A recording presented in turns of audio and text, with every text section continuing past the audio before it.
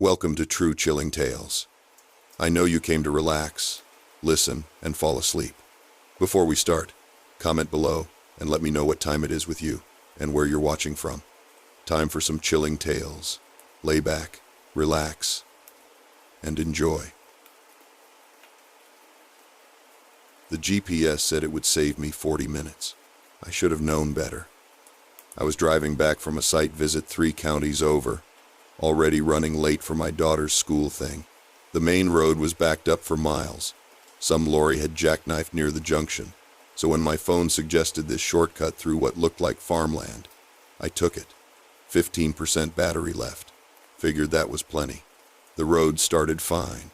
Narrow, sure, but paved. Then it turned to gravel. Then to something that might have been a road once, but was mostly just frozen ruts and patches of old snow that never quite melted.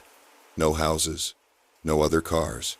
Just fields on both sides and a gray sky that looked like it was deciding whether to dump more snow on us. My phone died about 10 minutes in. I didn't panic right away. The road had to go somewhere, right? I kept driving. Slower now because the ruts were getting deeper and I didn't fancy getting stuck out here. My car's decent, but it's not a 4-wheel drive. I work in procurement, not farming. This isn't my world. Then I saw the van. It was parked sideways across the road, maybe 200 meters ahead. White transit van, no markings. One of those you see everywhere and never think twice about. But this one was just sitting there, blocking the way completely. No hazard lights. No one standing around looking at a flat tire or checking a map. I slowed down. Stopped maybe 50 meters back. Waited. Nothing moved. I remember thinking maybe they'd broken down and gone for help. But there were no footprints in the snow on the verge. And the exhaust was running. I could see the vapor coming out the back. Someone was in there. I reversed a bit, thinking I'd turn around. But the road was too narrow and the ditches on either side looked deep. If I went off into one of those, I'd be properly stuck. I sat there with the engine running, trying to decide what to do. My phone was completely dead. No way to call anyone or pull up a map. Then the van's door opened. A man got out. Middle-aged, I think. Dark coat, jeans. He didn't look at me.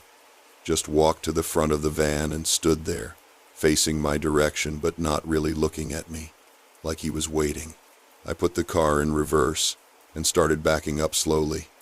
The ruts made it hard to keep straight. I kept checking the mirror, trying not to go into the ditch. When I looked forward again, he was walking toward me. Not running, just walking, steady, hands in his pockets. I reversed faster.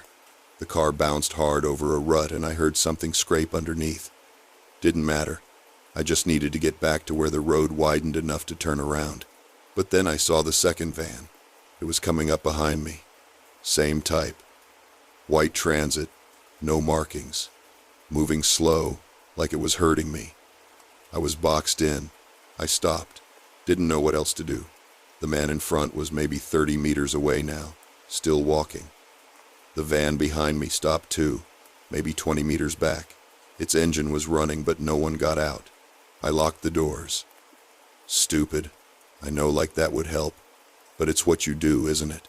The man stopped about 10 meters from my bonnet. He just stood there. Didn't say anything. Didn't gesture.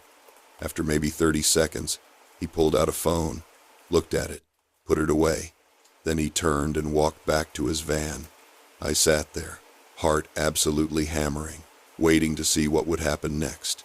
He got in the van, started it up properly, and then he just moved it, pulled it to the side, onto the verge, far enough that I could get past if I squeezed through. The van behind me didn't move. I didn't think. I just drove, threaded between his van and the ditch, scraping branches on the passenger side. Kept going. Checked the mirror and saw the van behind me start to follow, but it stayed back. The first van pulled out and followed too. They stayed behind me for maybe 3 kilometers. Then the road forked and they went left. I went right, toward what I hoped was civilization. My hands were shaking so hard I could barely grip the wheel.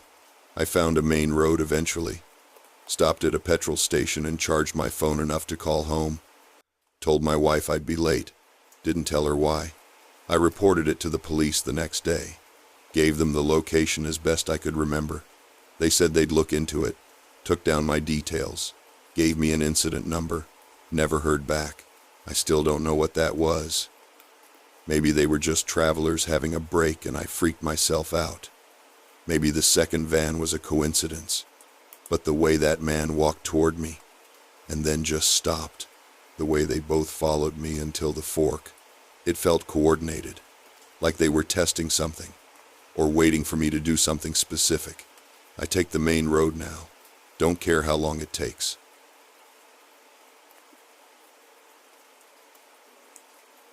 The storm hit around 4 a.m., which meant I'd been plowing since 3:30. I drive municipal routes for the county highways mostly. Some side roads when things get bad. 22 years doing this. You see a lot of weird stuff at night. But nothing prepared me for what started that week. First car was on Route 47, about 6 miles outside town. Hazards on, engine running, driver's door wide open. Snow was already piling up on the seat. I pulled up behind it with my flashers, called it in on the radio. Dispatch said they'd send a unit, but with the storm, who knew when? I walked up to check force of habit, I guess. Keys in the ignition, phone in the cup holder, purse on the passenger seat, coffee still steaming in the holder. No footprints leading away. The snow would have covered them fast, but I'd only been maybe 10 minutes behind this spot on my last pass. There should have been something. I waited 20 minutes. No cop showed. Dispatch said they were backed up with accidents on the interstate. I took photos on my phone, dashboard, the seat, the license plate, and kept moving. I had 60 miles of road to clear before dawn. Second one was 2 nights later. Different storm, same shift. This time it was a truck, parked halfway into the shoulder on County Road 12. Engine running, headlights on, radio playing. I could hear it from my cab. Some talk show. Driver's door closed this time, but unlocked. Wallet on the dash. Work boots on the floor mat. Laces still tied. I called it in again. Dispatch took the plate number. Said they'd flag it.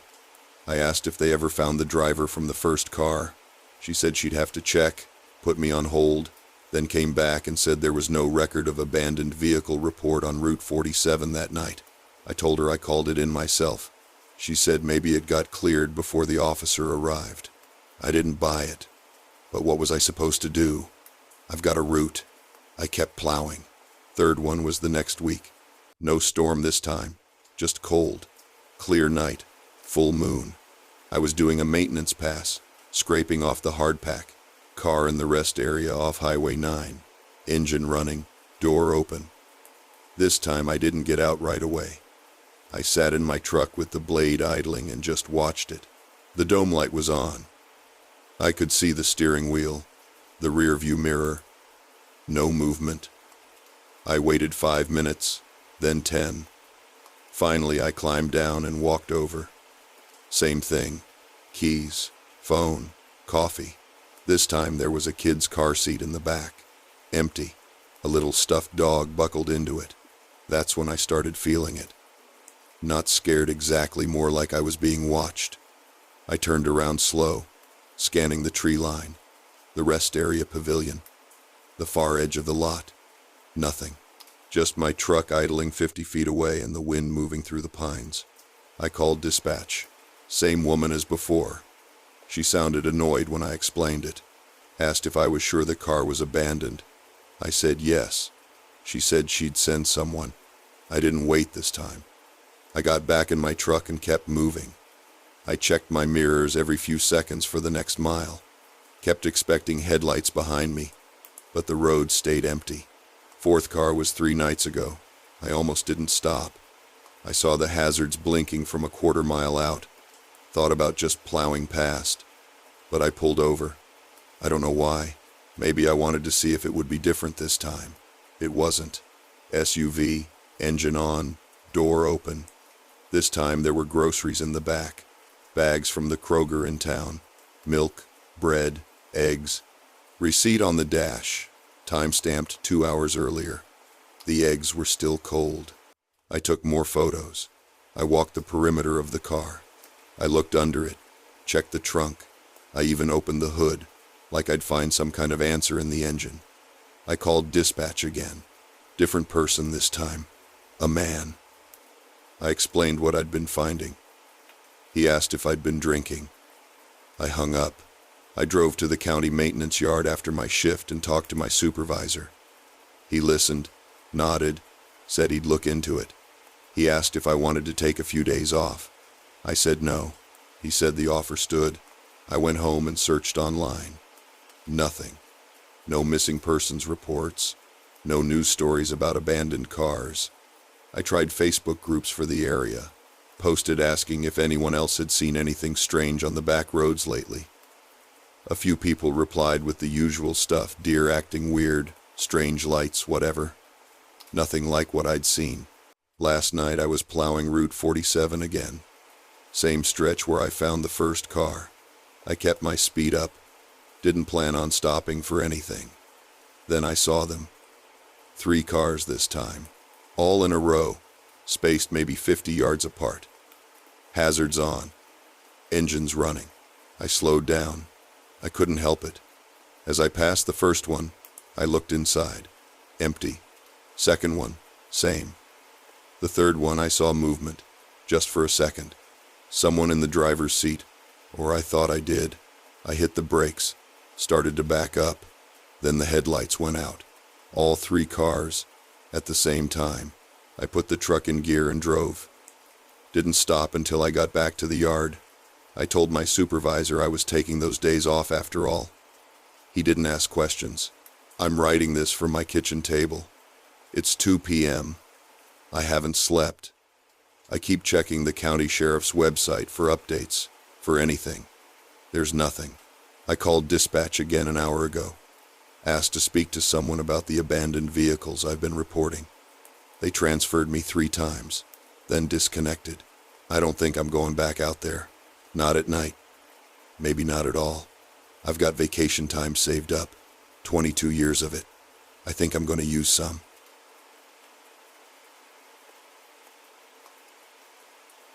The engine coughed twice before it died completely.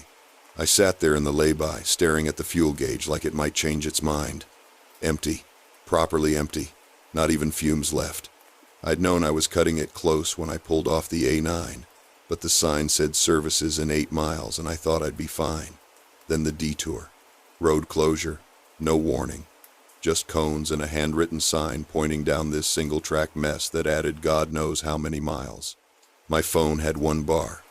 I called the recovery service and got put on hold immediately. The recorded voice kept saying my call was important, but 20 minutes later I was still listening to the same 8-second loop of hold music. Outside, the light was already going gray. It was only 2:30, but you wouldn't know it. January in the Highlands. Sun sets before you finished lunch. I tried the engine again. Nothing. Not even a click. The temperature readout on the dash said 2 degrees Celsius outside, but it was dropping fast. I could see my breath now. I'd turned the engine off to save what little fuel might be left, thinking I'd coast to the services, but that was stupid. Now I had no heat at all. I'm a delivery driver, or I was until last month when they cut our routes in half. I'd been up in Inverness dropping off a parcel for my mum. She'd ordered something heavy and I said I'd bring it up on my day off. Save her the postage. Stupid economy. My own car's 15 years old and the heater's been dodgy for months, but it worked well enough in town. Out here, in this, it was useless. The recovery service finally answered. I gave them my location, or tried to. The woman asked for a postcode and I didn't have one. I described the lay-by, the road number, the last turnoff I'd seen. She said they'd send someone, but it would be at least 90 minutes, maybe longer. There was a pileup on the A9 and all their drivers were tied up. 90 minutes. I looked at the trees pressing in on both sides of the lay-by. The narrow road disappearing around a bend. No other cars had passed since I'd pulled in. I hadn't seen another vehicle in maybe 40 minutes. I put on my coat. Then my spare jumper over that. I had a blanket in the boot, One of those silver emergency ones from a petrol station, but I'd have to get out to fetch it, and I didn't want to lose what little warmth was left in the car. I know that sounds stupid now. I should have got it immediately. By 4 o'clock, the temperature gauge read -1 degree Celsius. The windows were fogging up on the inside. I wiped them clear, but they fogged again within seconds. My fingers were already stiff. I tried my phone again. The signal was gone completely now. I held it up, moved it around, even got out and walked a few meters up the road. Nothing. When I got back in the car, I could feel how much colder it had gotten, just from that minute outside. That's when I started to properly worry. I did the maths. 90 minutes from when I'd called, so another hour at least. The temperature was dropping maybe a degree every 20 minutes. The forecast that morning had said -6 degrees Celsius overnight, but I hadn't paid attention because I'd planned to be home by 3. I got the blanket. My hands were shaking by then, partly from cold and partly from something else. The boot was frozen shut, and I had to yank it 3 times. The blanket was thin, crinkly, basically tin foil. I wrapped it around myself and sat back in the driver's seat. It didn't help much. I tried the engine every 10 minutes, just in case. Nothing. The battery was fine, the dashboard lit up, but without fuel there was nothing to burn, no heat to generate. I watched the temperature read out like it was a countdown. -2 degrees Celsius. -3 degrees Celsius. I started doing exercises, clenching and unclenching my fists, wiggling my toes, tensing my legs. I remembered reading somewhere that you're supposed to keep moving, keep your blood flowing. But it was hard to move much in the car, and every time I shifted, the blanket slipped and let cold air in. By 3:30 it was almost completely dark. The temperature read -4 degrees Celsius. I couldn't feel my toes anymore. I thought about leaving the car, walking back to the main road, but I didn't know how far that was. 3 miles, 5, in the dark, on an icy road, with no torch. And if the recovery van came while I was gone, they'd leave. I'd read about that happening. Drivers don't wait more than 15 minutes. I tried my phone again. Still no signal. My teeth started chattering around 5. I couldn't stop them. The shaking got worse, these big shudders that went through my whole body. I pulled my knees up to my chest, wrapped the blanket tighter, but it didn't stop. I think I might have dozed off. I'm not sure. I remember my thoughts getting fuzzy and thinking that was bad. That was a sign of something. Hypothermia, maybe. I forced myself to stay awake, to keep moving, but it was so hard. Everything felt heavy. The headlights appeared just before 6. I almost didn't see them at first. My eyes were half closed and I was so cold I could barely think. But then I heard the engine and saw the lights sweeping around the bend. The recovery driver said I was lucky. He said another hour and he'd have been calling an ambulance instead of hooking up my car. He had the heat on full blast in his cab and gave me a flask of tea, but I couldn't hold it steady. My hands wouldn't work properly. He said the temperature had dropped to -7 degrees Celsius. He said he'd seen cases where people didn't make it, waiting in cars with no heat. He said it like it was just a fact, not trying to scare me. I still can't get warm properly. That was 3 days ago, and I'm fine now, physically, but I keep thinking about those 40 minutes between 5 and 6, how quiet it was, how dark, how easy it would have been to just close my eyes. I've ordered an emergency kit for the car, proper blankets, a torch, one of those power banks that can jumpstart an engine. I'm not driving anywhere remote again without it, and I'm definitely not cutting it that close on fuel. But mostly I just keep thinking, 40 minutes, that's all it would have taken.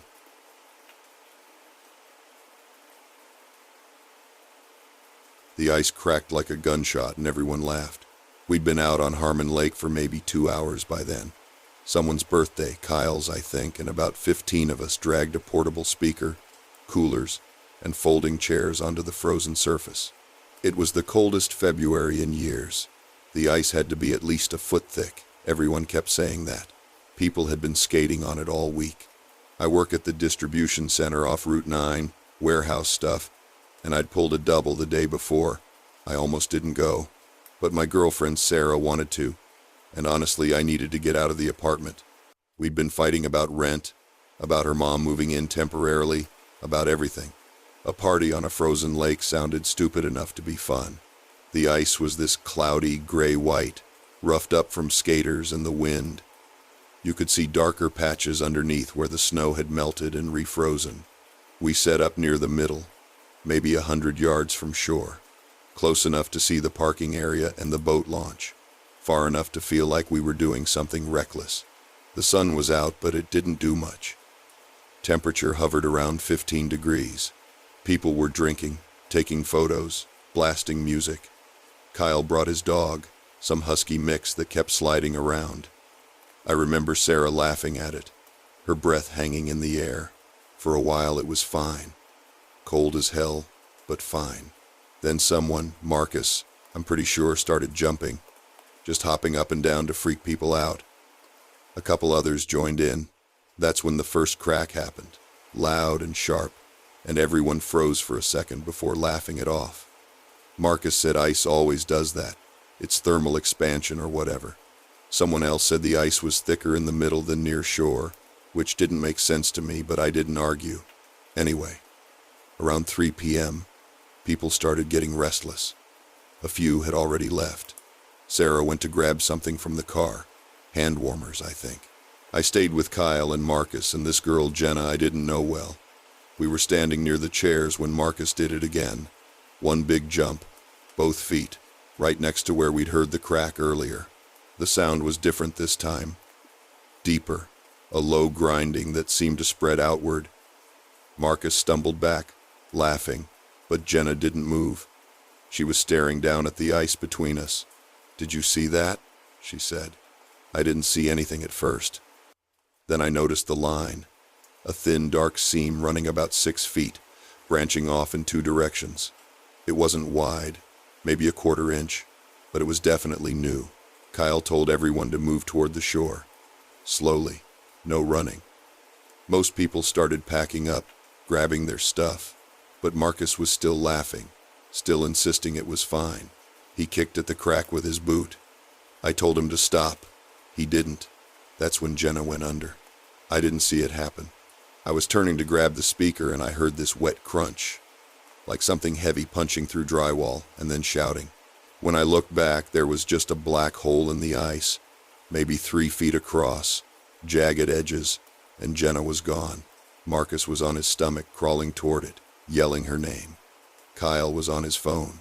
I ran closer, but the ice around the hole looked thin, almost translucent, and I didn't know if it would hold. I could see water moving underneath, dark and fast. No sign of Jenna.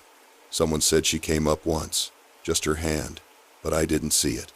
Marcus was screaming at us to do something. Kyle was talking to 911, trying to explain where we were, but the signal kept cutting out. I think he had to call 3 times before it went through. Sarah came running back from the parking lot. I grabbed her before she got too close. She kept asking where Jenna was, and I didn't know what to say. Under the ice. Somewhere under the ice. The fire department took maybe 20 minutes to get there. Felt like hours. They brought ropes and a boat and guys in dry suits. They told us to get off the lake immediately. Said the whole section was compromised. We waited on shore, shivering, watching them work. They broke the ice wider, sent divers down. The current under the lake was stronger than anyone expected. Something about the inlet on the north side. They didn't find her that day. They pulled her out 2 days later, a 1/4 mile downstream where the lake connects to the river. I didn't go to the site. Sarah did. She said Jenna's family was there, that her mom couldn't stop crying, that the whole thing felt unreal. Police asked a lot of questions. Who organized it? Who knew the ice was cracking? Why we didn't leave sooner? Marcus got defensive, said it wasn't his fault, said the ice was supposed to be safe. I don't know if anyone got charged. I gave a statement, and then I stopped checking. Sarah and I broke up a few weeks later. Not because of the lake, exactly, but it didn't help. Everything felt different after. Smaller. I still drive past Harmon Lake on my way to work. They put up signs now, big yellow ones, warning people about current and ice thickness. I don't know if anyone pays attention. Probably not. I think about Jenna sometimes. How fast it happened. How she didn't even scream. Or maybe she did and I just didn't hear it over the music. How we all stood there on the ice like idiots, laughing and drinking, while the whole thing was falling apart under our feet.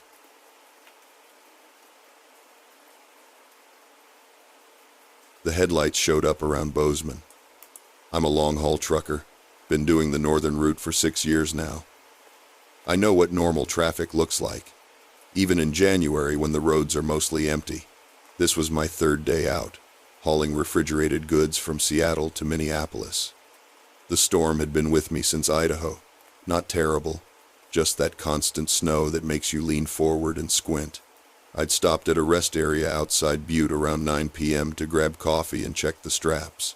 When I got back on I-90, the white pickup was there. At first, I didn't think much of it. Trucks pass each other all the time.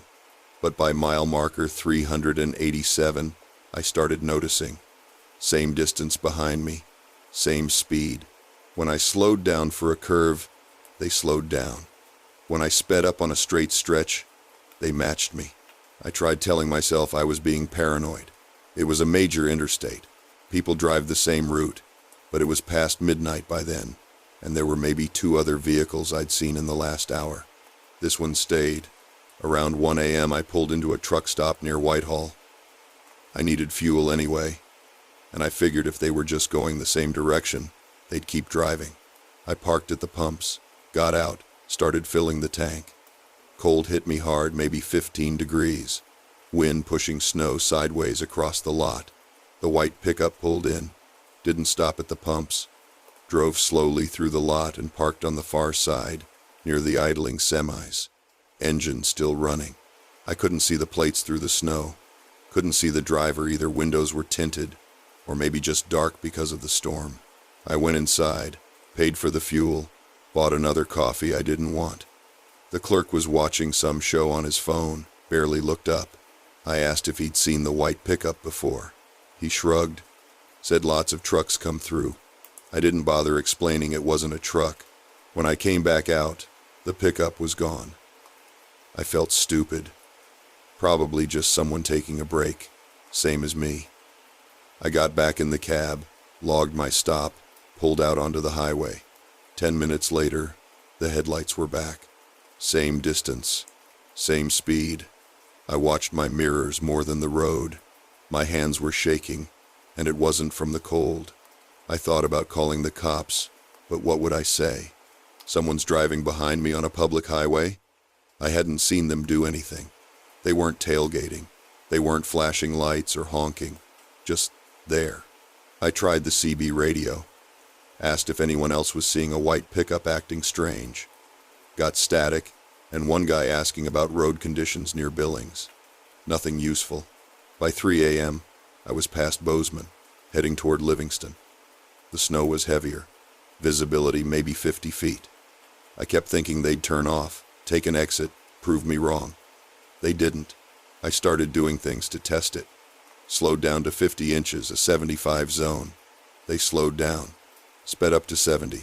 They sped up. I put on my turn signal like I was going to take the next exit. They put on theirs. That's when I knew for sure. This wasn't coincidence. Someone was following me. On purpose. For hours. I didn't take the exit. Kept going. My phone had 1 bar of signal, cutting in and out. I tried calling my dispatcher, but it wouldn't connect. I thought about pulling over, confronting them, but we were in the middle of nowhere.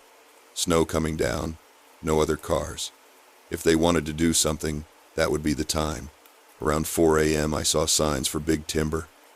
There's a 24-hour diner there, right off the highway. I figured if I pulled in somewhere public, with lights and people, maybe they'd leave. Or maybe I could get a better look at them, get a plate number, something. I took the exit. They took it too. I pulled into the diner parking lot, which was almost empty, just 2 cars and another semi. The pickup didn't pull in. It drove past slowly, then turned around in the lot across the street and parked. facing me, headlights on. I sat in my cab for maybe 10 minutes, watching them. They didn't move, didn't get out, just sat there. I could see the outline of one person in the driver's seat, but that was it. Finally, I went inside. Ordered food I couldn't eat. Asked the waitress if I could use their phone to call the police. She looked confused, but let me. I explained the situation to the dispatcher, said someone had been following me for over 200 miles, that I didn't know who they were or what they wanted. The dispatcher said they'd send someone, but it might take a while because of the weather.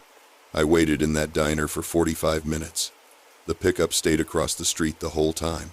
When the patrol car finally showed up, I went outside with the officer. We walked toward the pickup together. It was gone. I don't know when it left. I'd been watching the window, but I must have looked away. The officer took my information, wrote up a report. He seemed skeptical but professional. Said maybe it was someone from the truck stop who'd been spooked by me asking about them. I didn't argue. I got back on the highway around 6 a.m. The sun was starting to come up, or trying to, through the clouds. I drove straight to Minneapolis, didn't stop except for fuel. Checked my mirrors the whole way.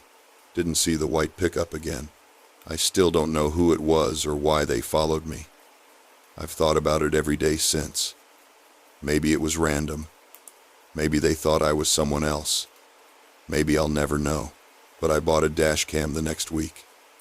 And I don't drive that route anymore if I can help it.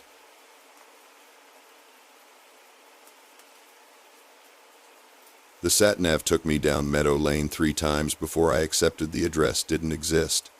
I work for a courier company, mostly parcels and the occasional same-day delivery. This was a parcel, one of those medium boxes. Felt like books or maybe electronics. The label said 47 Meadow Lane, but the street only went up to 31. I pulled over near the end of the road where it dead-ended into a field. Maybe I'd misread it. I checked the label again under the van's interior light. Definitely 47. The barcode scanned fine when I'd loaded it that morning. I tried calling the customer number on file, but it just rang out. No voicemail. That's when I noticed the house. It was set back from the road, about 50 meters into the field.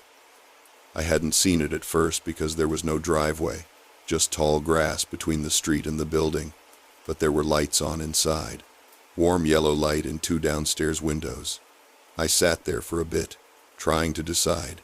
Technically, if the address doesn't exist, I'm supposed to return the parcel to the depot.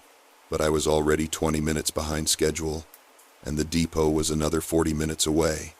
If someone was home, I could just hand it over, get a signature, and move on. I grabbed the parcel and my scanner and walked across the field. The grass was wet. It had rained earlier and soaked through my trainers almost immediately. There was no path, just grass and a few rocks. The closer I got, the stranger it felt. The house looked old but maintained. Brick, probably Victorian, the kind you'd see in a village, not stuck in the middle of a field with no road access. There was a front door, dark wood with a brass knocker. I knocked twice. The lights were definitely on. I could see them through the frosted glass of the door, but no one came.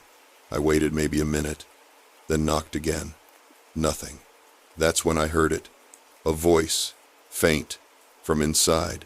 A woman's voice. I couldn't make out the words, but it sounded like she was calling out, not shouting, just calling, like she was asking someone to come upstairs or answer the phone. I knocked again, harder this time. Hello? Delivery. The voice stopped. I stood there, feeling stupid. Maybe she hadn't heard me. Maybe she was on the phone.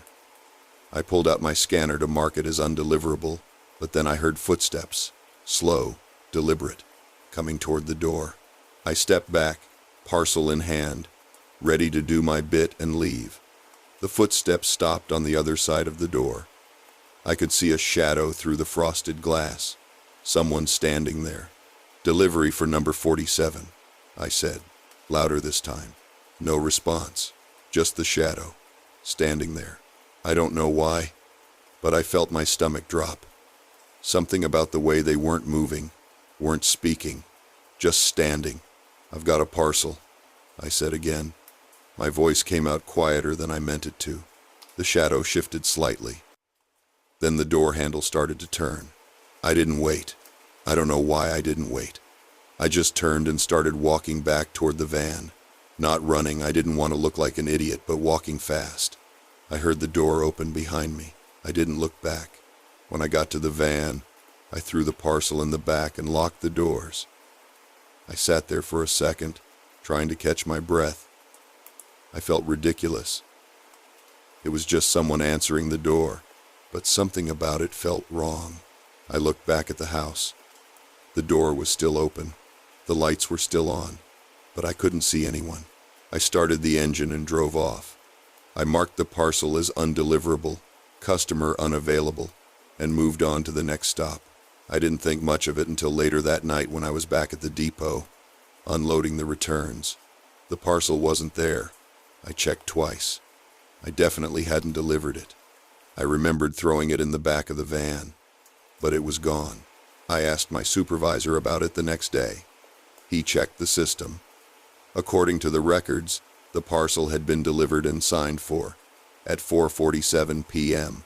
The signature was just a scrawled initial M, but the system had accepted it. I told him I hadn't delivered it, that I'd marked it undeliverable. He showed me the scanner log. It said I'd scanned it as delivered at 4:47 p.m. at 47 Meadow Lane. I didn't argue. I didn't know what to say. Maybe I'd hit the wrong button. Maybe the scanner had glitched. But I know I didn't deliver that parcel. I drove past Meadow Lane again a few days later. I don't know why. Maybe I wanted to prove to myself that I hadn't imagined it. The street still only goes up to 31. I drove to the end, where the field starts. The house wasn't there. Just grass and a few rocks. No building, no lights, nothing. I asked a few of the other drivers if they'd ever had deliveries to Meadow Lane. Most of them knew the street. It's on a regular route, but none of them had ever been sent to number 47. One of them laughed and said the street had always ended at 31, as long as he'd been working there. I checked the records again last week. The delivery is still logged, signature and everything. But when I looked up the customer details, the name field was blank. Just the address, 47 Meadow Lane. I don't take that route anymore. I've asked to be reassigned. My supervisor thinks I'm being difficult, but he didn't push it. I still have the job. I just don't go down Meadow Lane. I think about it sometimes.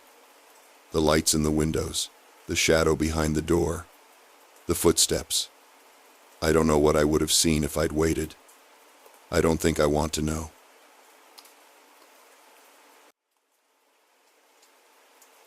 The engine light came on maybe 10 miles back. I'd been driving through the snowstorm for 3 hours already, coming back from my mom's place after Christmas. The heater was acting up too, cycling between blasting hot air and nothing at all. I should have stopped earlier. There was a proper service station about 40 minutes ago, but I thought I could make it home. Then the car just died. No warning, no sputtering. The dashboard went dark, and I rolled to a stop on this narrow stretch of rural road I'd never been on before. The GPS had rerouted me because of an accident on the motorway. No phone signal. I tried for maybe 15 minutes, holding my mobile up near the windscreen, getting out into the snow to walk around. Nothing. The cold was immediate and sharp. I got back in the car and sat there, watching the snow pile up on the bonnet. I'm not sure how long I waited before I saw the headlights. Maybe half an hour. A van pulled up behind me, hazards on. A man got out, older, wearing a high-vis jacket over a thick coat. He knocked on my window. "You all right there?" I cracked the window. Car died. No signal either. He nodded, looked at my car. "Yeah, this stretch is dead for phones. There's a rest area about 2 miles up. Has a payphone usually. I can give you a tow if you've got a rope." I didn't. He said he'd check his van. While he rummaged around in the back, I noticed another car had stopped further up the road, just sitting there. No hazards, engine running. I couldn't see inside because of the snow and the dark. The man came back. "No rope, sorry. Tell you what, I can drive you to the rest area. You can call someone from there. Can't leave you out here. Weather's getting worse. I hesitated. He seemed genuine enough. But the other car was still there, and something about it felt wrong, like they were waiting. What about that car? I asked, pointing. He looked, then shrugged. Probably broke down too. Come on, let's get you sorted first. I grabbed my bag and locked the car.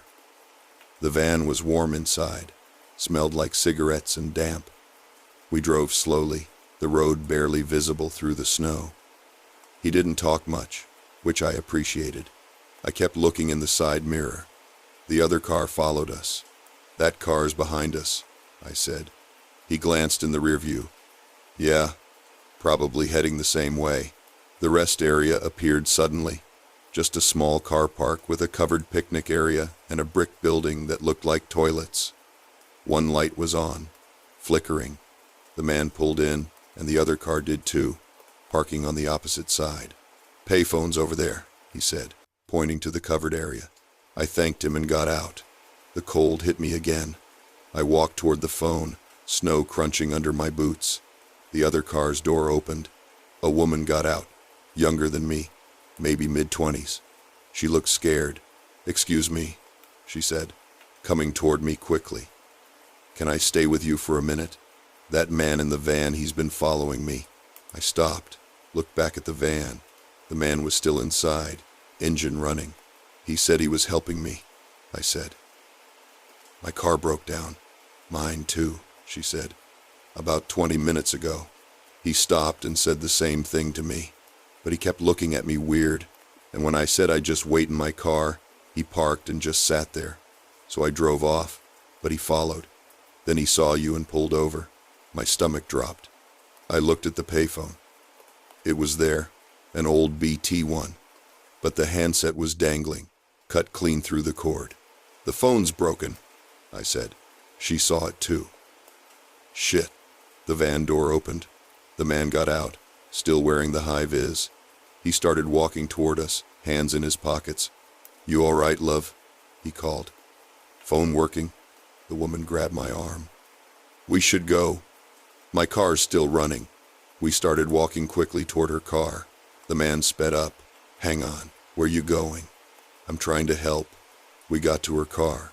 She unlocked it, and we both got in. She reversed fast, tires spinning in the snow. The man stood there, watching us. He didn't look angry or panicked, just calm. That was worse somehow. We drove back the way I'd come, past my car, which was already half buried in snow. She had signal after about 10 minutes. We called the police from a proper service station, the one I should have stopped at in the first place. They found the van abandoned at the rest area. The plates were fake. The payphone had been cut recently, probably that day. They asked if we could identify him, but neither of us got a great look. Just an older man in high-vis, which describes half the country. I got my car towed the next morning. Mechanic said the fuel pump died. Nothing suspicious, just bad timing. But I keep thinking about how he knew exactly where that rest area was, and how he had a reason to get both of us there. The woman, Sarah, I learned her name later, said her car had been fine when she checked it that morning. She thinks he did something to it when she stopped for petrol. Maybe we're overthinking it. Maybe he was just a good Samaritan and the phone was coincidentally broken. But the police said there'd been 2 other reports in that area over the past month. Women whose cars broke down, men in vans offering help. Nothing happened to them, but they felt uneasy enough to report it. I don't drive that route anymore, and I keep a charged power bank and a tow rope in my boot now. Looking back, I should have trusted my gut about that other car. I'm glad Sarah spoke up.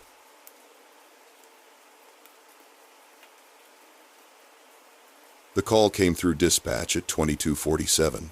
Silver Vauxhall Corsa, hazards on, driver's door open, engine still running.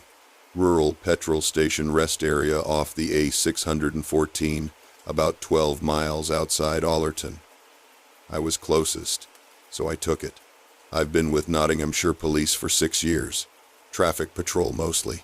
You see a lot of abandoned vehicles in this job breakdowns. Drunk drivers who panicked and legged it. Stolen cars dumped after a joyride. This one felt routine when I pulled up. The Corsa was parked at an odd angle near the edge of the tarmac, right where the rest area meets the grass verge. Headlights still on, cutting through the fog that had rolled in thick that night. The petrol station itself was closed, shutters down, but the forecourt lights were working. I radioed my arrival and approached the vehicle. Driver's door wide open like the caller said, keys in the ignition. A woman's handbag on the passenger seat, phone inside it, still showing 23% battery when I checked later. Wallet with cash and cards. No signs of a struggle inside the car. The seat was pushed back like someone tall had been driving, but the registration came back to a Claire Venables, 32, from Newark. Her photo on the license showed someone about 5'4". That's when I started paying closer attention. I walked the perimeter of the vehicle first. Standard procedure. The ground was damp from earlier rain, patches of mud where the tarmac gave way to grass. I expected to see footprints leading away from the driver's side. Tire tracks were clear enough you could see where she'd pulled in, the slight skid marks from braking. But no footprints. Not a single one. I thought maybe I'd missed them in the fog, so I got my torch and went over the area again. The mud was soft, the kind that holds an impression. I could see my own boots clear as anything, but around the driver's door, nothing. Just undisturbed earth and patches of wet grass. I called it in. Sergeant Morrison told me to secure the scene and wait for CID. I spent the next 20 minutes walking a wider search grid, checking the grass, the drainage ditch that ran parallel to the road, even the bins near the shuttered station. The fog made it slow going, but I'm thorough. I found nothing. No footprints, no disturbance, no sign anyone had walked away from that car. CID arrived around midnight. Detective Harlow, older guy, seen everything. He looked at the car, looked at the ground, looked at me like I was wasting his time. She probably walked on the tarmac, he said. Stayed on the hard surface. But I'd checked. The only route from the car to anywhere, road, station verge, crossed mud or grass. There was no way to avoid it unless she'd levitated. They ran the usual checks. Claire Venables had left work in Newark at 21:30, told a colleague she was driving home. Her route would have taken her past this rest area. No history of mental health crises, no relationship troubles according to her flatmate, no financial problems, just gone. Her phone had been used to call her mom at 22:12, a 30-second conversation where she said she was pulling over for a minute because she felt tired. Her mom said she sounded normal. Distracted, maybe, but normal. The CCTV from the petrol station was useless. It only covered the forecourt, not the rest area. The nearest camera with a view of the road was 2 miles south, and it hadn't picked up her car passing after 22:15. She'd definitely stopped here. Over the next week, search teams combed the area. Helicopter with thermal imaging, dogs, divers in the ditch, and the nearby brook. Nothing. No body, no clothing, no signs of a struggle. The car was forensically clean, apart from her own DNA and prints. No one else had been inside it recently. I kept going back to those footprints, or the lack of them. I'm not someone who jumps to conclusions. I don't believe in ghosts or UFOs or whatever people want to say when something doesn't make sense, but I can't explain it. She got out of that car. The door was open, the engine running, her belongings inside. She had to have stepped onto the ground, but she didn't. Harlow's theory is that someone else was involved, that they parked nearby and she walked to them on the tarmac, got in their vehicle, and left. But her phone was still in the car. Her keys, her wallet. What woman leaves all that behind to get in someone else's car at night in the middle of nowhere? And why would she? There were no signs she was meeting anyone. No messages, no calls except to her mom. The case is still open. Officially a missing person. I drive past that rest area once a week on my regular route. The station's still closed, went out of business years ago, apparently. Just the building still standing. Every time I pass it, I think about those footprints that should have been there.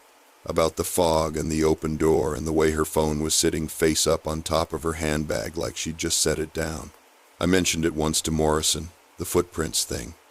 He said ground conditions can be deceptive, that maybe the rain washed them away or I missed them in the dark. But I didn't miss them.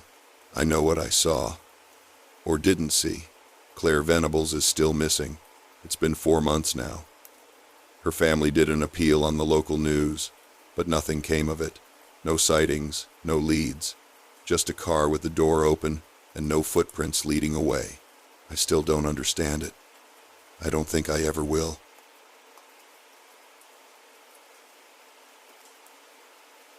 The driveway wasn't plowed. That should have been the first sign.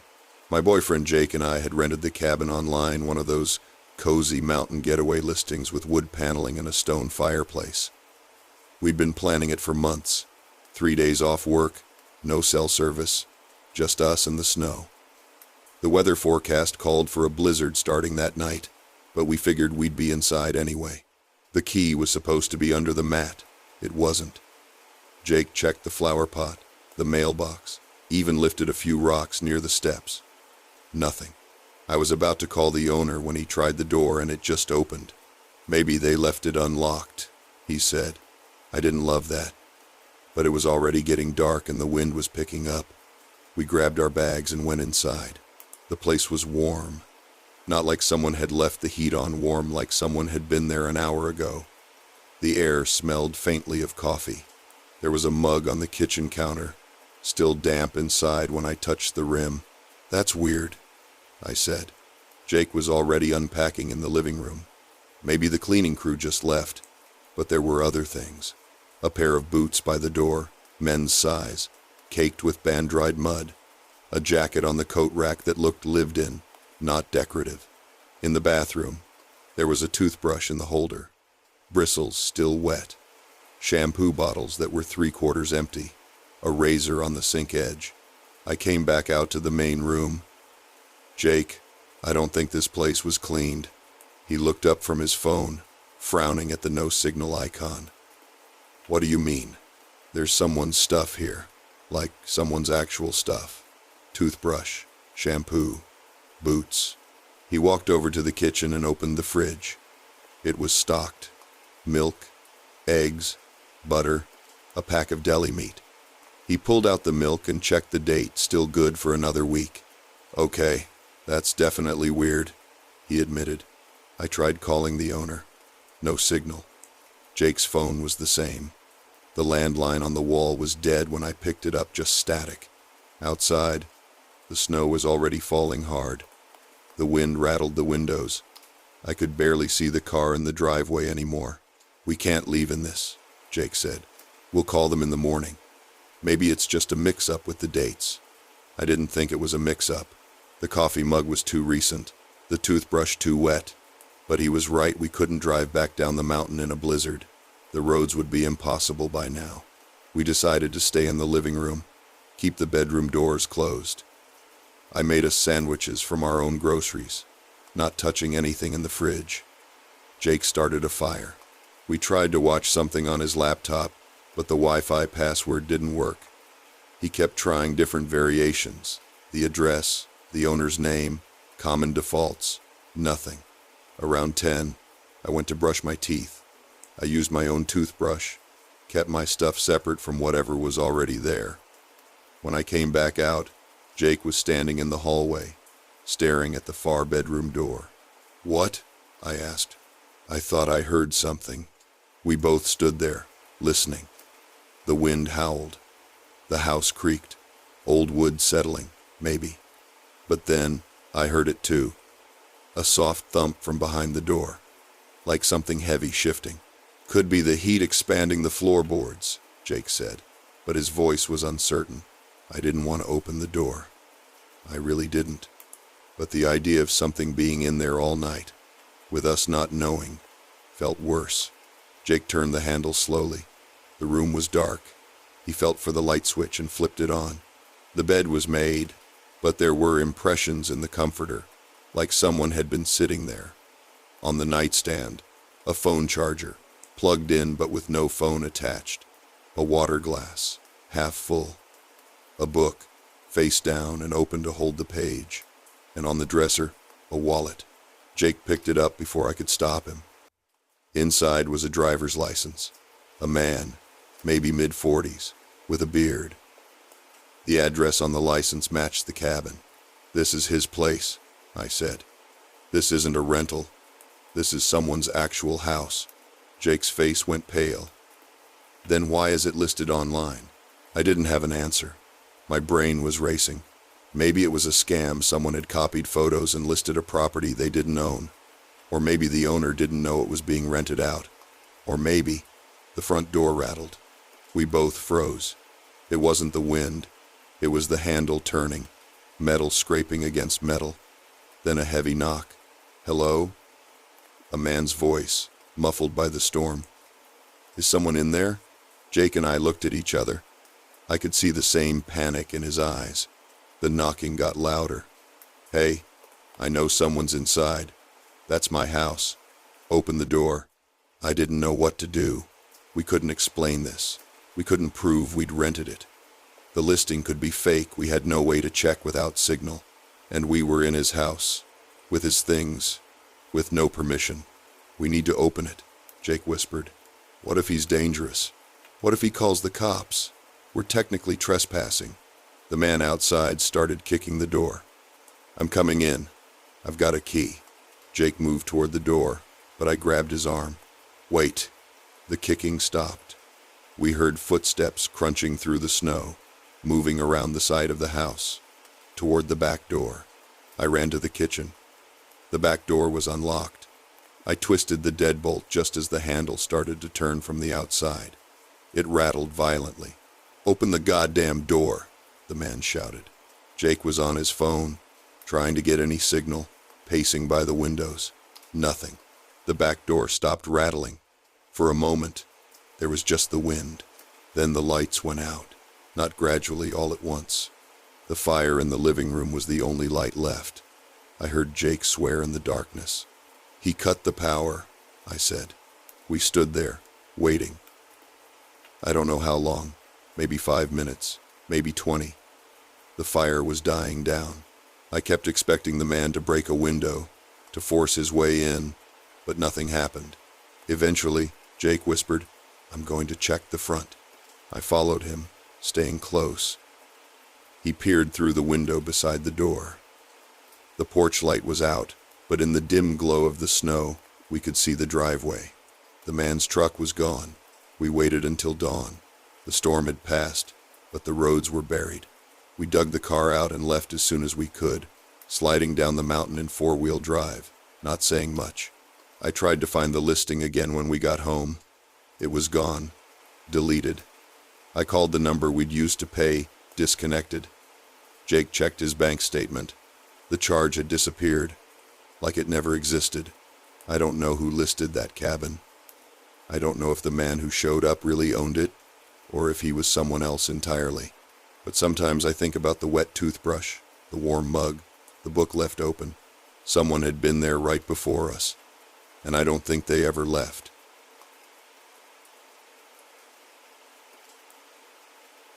County Road 47 cuts through about 12 miles of nothing between my town and the highway. The snow started around 3 p.m. that Tuesday, the kind that looks harmless but sticks to everything. I work inventory at a medical supply warehouse, and my shift ended at 4. I should have left early. The first car was already in the ditch when I came around the bend. A silver SUV, nose down in about 3 feet of snow on the passenger side. Hazards blinking. I slowed way down, trying to see if anyone was hurt. The driver's door was open, but I couldn't see anyone inside. Maybe they'd gotten out and walked for help. Cell service out there is patchy at best. I kept going, maybe 20 miles an hour. The road looked fine. A little slush, nothing I hadn't driven through before. I've had the same Civic for 8 years. I know how it handles. Then my car just went. No warning. The steering wheel jerked left and suddenly I was sliding sideways, completely out of control. I hit the brakes, stupid, I know, but it's instinct and that made it worse. The Civic spun a full 180 degrees, and I ended up in the ditch on the opposite side of the road, facing back the way I'd come. The airbag didn't deploy, but I hit my head on the side window hard enough to see spots. I sat there for maybe a minute, trying to figure out what happened. The engine had stalled. When I tried to restart it, nothing. My phone showed 1 bar, then no service, then 1 bar again. I tried calling 911 twice. Both times it connected for about 3 seconds, then dropped. That's when I saw the third car. It came around the bend, going maybe 35, 40. I started waving my arms, but the driver didn't slow down. I watched it happen in slow motion. The car hit the same spot I must have hit. You couldn't see it, just looked like normal road, and the back end swung out. The driver overcorrected and the car fishtailed twice before sliding hood first into the ditch about 50 feet ahead of the SUV. I got out of my car. My door was stuck at first, jammed against a snowbank, but I forced it open and climbed out. The cold hit me immediately. I had my work jacket, but it's not rated for standing around in a snowstorm. The wind was picking up. The driver of the third car, a red sedan, was a woman maybe in her 60s. She was conscious, gripping the steering wheel, staring straight ahead. I knocked on her window and she jumped. When she rolled it down, she looked at me like I'd caused this somehow. "Are you hurt?" I asked. "What happened?" "I don't know. Same thing happened to me. There's something on the road." She tried her phone. No service. She asked if I'd called anyone. I told her I'd tried. We both got out and walked back toward the road, staying close to the ditch. I wanted to see what we'd all hit. From the road, you couldn't see anything. Just a slight depression in the snow, maybe an inch deep, about 10 feet long. The woman, she said her name was Patricia, suggested it might be ice under the snow. Black ice, she called it. But it didn't feel like ice. When I knelt down and brushed some snow away, I could see the road surface. It was broken, not like a pothole, more like the asphalt had just cracked and sunk down. There was a lip, maybe 2 inches tall, hidden completely by the snow. Patricia started talking about calling a tow truck, about how long we'd have to wait, about her daughter expecting her for dinner. I was only half listening because I'd just seen headlights coming from the direction I'd been heading. I ran into the middle of the road, waving both arms. The truck, a pickup, older model, slowed down, but not enough. I kept waving, shouting, even though I knew the driver couldn't hear me. The truck slowed to maybe 25, and I thought it would be okay. Thought the driver had seen us and would stop. It hit the broken section doing 25, and the back end swung out so hard I heard the tires screaming. The driver corrected, then overcorrected, and the truck went sideways into the ditch between my car and Patricia's. The sound of metal crunching against frozen ground is something I still hear sometimes when I'm trying to fall asleep. The driver, a younger guy, maybe late 20s, got out swearing. He wasn't hurt, but he was furious. He kept asking what the hell was wrong with this road, why there weren't any signs, why no one had fixed it. None of us had answers. That's when we heard the semi. You could hear it from maybe a quarter mile away, the engine noise carrying across the empty fields. Patricia started saying, oh God," over and over. The three of us spread out across the road, waving, shouting. The truck driver had a flashlight and he was pointing it at the ground, at the broken section, trying to show where the hazard was. The semi slowed down. I could see the driver leaning forward, trying to figure out what we were doing. He slowed to maybe 15 miles an hour, and when he reached us, he stopped completely. He rolled down his window and we all started talking at once, trying to explain. He radioed it in. Police, highway department, someone. He had a CB radio, better range than our phones. He said they'd send someone, but it might be an hour, maybe more. The snow was causing accidents all over the county. We waited in the semi's cab. The driver, his name was Ron, had the heat running and let us sit there while he put out flares behind his truck. He said he'd stay until help arrived, make sure no one else went into the ditch. 2 more cars came through before the police showed up. Ron stopped both of them, explained the situation. One driver turned around and took a different route. The other, a woman in a minivan, said she'd wait with us, help flag people down. The state trooper who finally arrived said the road had been scheduled for repair last fall, but the contractor had delayed it. Something about permits. He said there should have been signs posted, but someone must have taken them down. Kids, maybe. Scrap metal thieves. He didn't seem surprised. They towed us out one by one. My car needed a new axle and the alignment was shot. Patricia's insurance covered hers. I don't know about the others. I take the highway now. It's 15 minutes longer, but I don't care. I reported the road hazard 3 times through the county website. I never heard back. Last I checked, they'd patched it, but there's still no warning sign. The snow's melted now, but it'll be back in a few months. I think about the SUV sometimes, the first one with the open door. I never saw who was driving it. I never saw them walk away.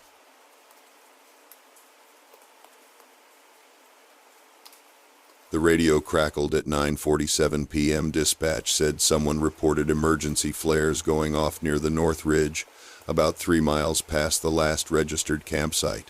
I was already wrapping up my evening patrol, almost back at the station.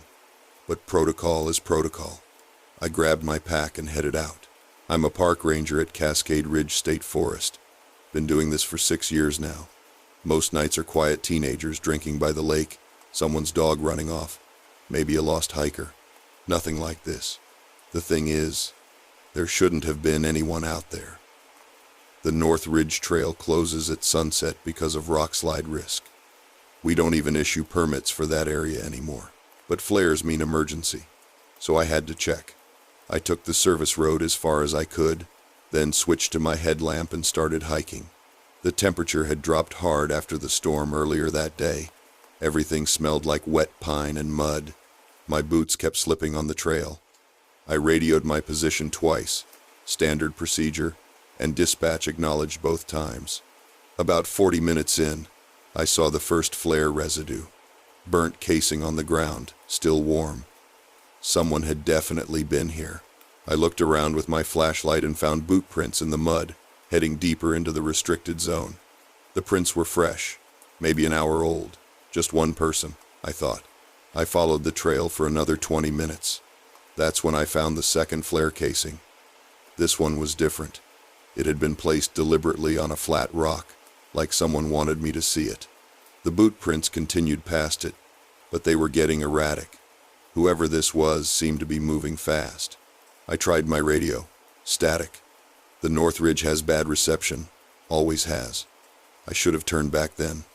That's what the manual says. But someone could have been injured, hypothermic, or worse. I kept going. The trail got narrower.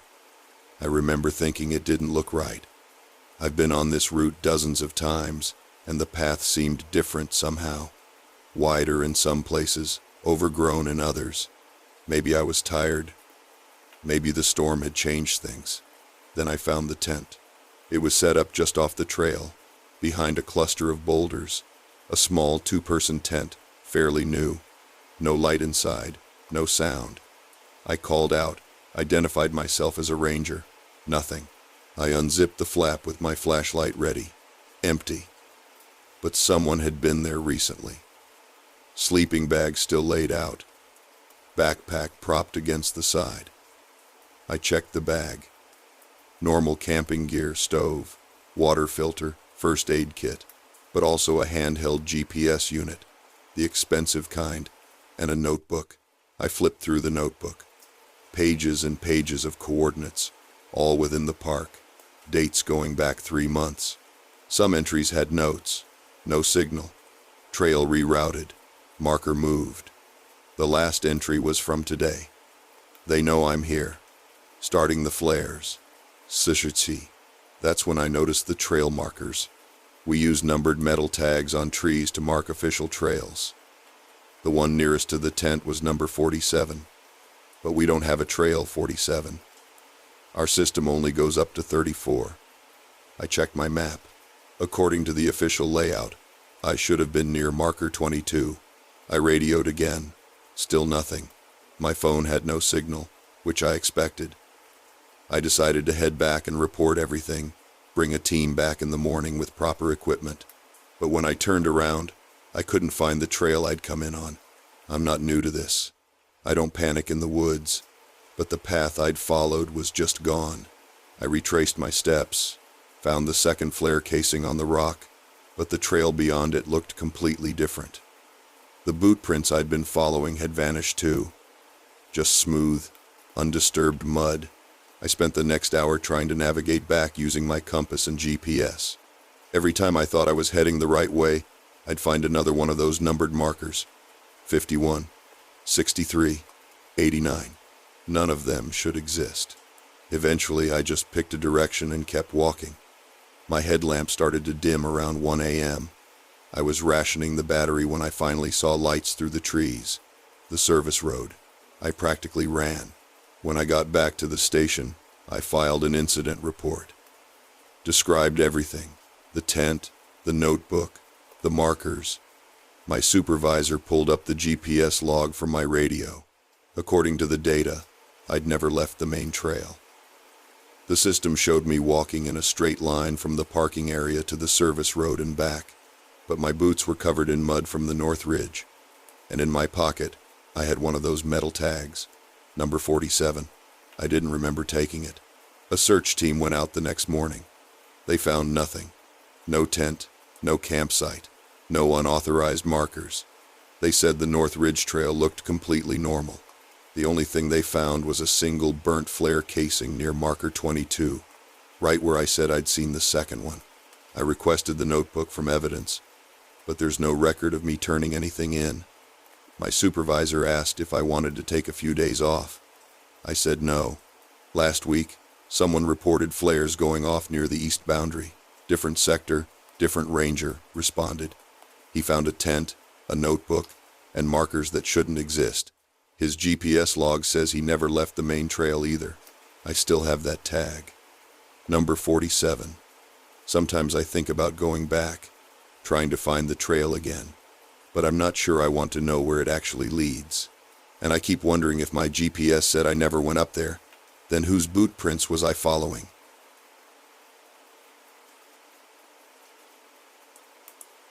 The wind hit the windows so hard I thought the glass would crack. We'd been at the lodge for maybe 3 hours when the power went out, not a flicker, just instant black, no warning. I work in IT support, mostly remote, and my manager had booked this team retreat without asking anyone if February in the mountains was actually a good idea. 6 of us total. The lodge was supposed to be rustic but upscale, whatever that means. What it actually meant was exposed beams, a massive stone fireplace, and exactly one backup generator that quit after 20 minutes. The snow started around noon. By 2, it was coming down sideways. The road down was already gone. I'd checked from the upstairs window. Just white. The caretaker, an older guy named Harlan, had left us firewood and some instructions, then driven off before it got bad. Said he'd be back in the morning. That was before we knew the storm would last 3 days. At first, it was almost funny. We made jokes about being pioneers, rationed the beer, played cards by firelight. But the lodge got cold fast once the fire in the main room couldn't keep up. The place was bigger than we needed. 12 bedrooms, 2 floors, hallways that seemed to stretch longer in the dark. The thing is, I started noticing stuff that first night. Footsteps upstairs. I was in the kitchen trying to salvage some frozen chicken, and I heard them clearly. Heavy, deliberate. I called up to see who it was. No answer. When I went up with my phone flashlight, everyone was downstairs in the main room. My coworker Jen said it was the wood settling. Old buildings do that. I wanted to believe her, but then there were the doors. We'd agreed to keep interior doors open to share heat. Twice I found the door to the back hallway closed. Both times I'd been the last one through, and I knew I'd left it propped with a doorstop. On the second night, the temperature inside dropped enough that we could see our breath even near the fire. We dragged mattresses into the main room, piled on every blanket we could find.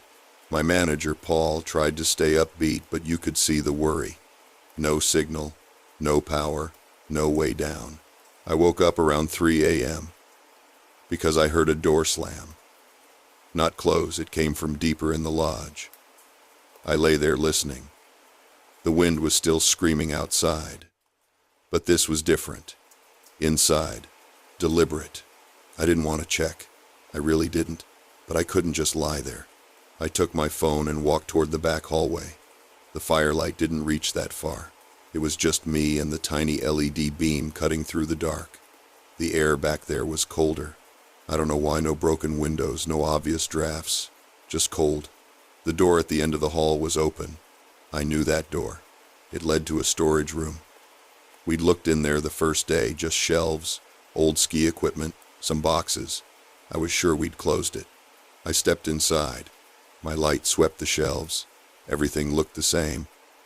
Then I saw the toolbox on the floor. It hadn't been there before. I was sure of it. The lid was open. Inside. A hammer, screwdrivers, a box cutter, and a ring of keys. I didn't touch them. I just stared. Why would someone leave that there? Harlan?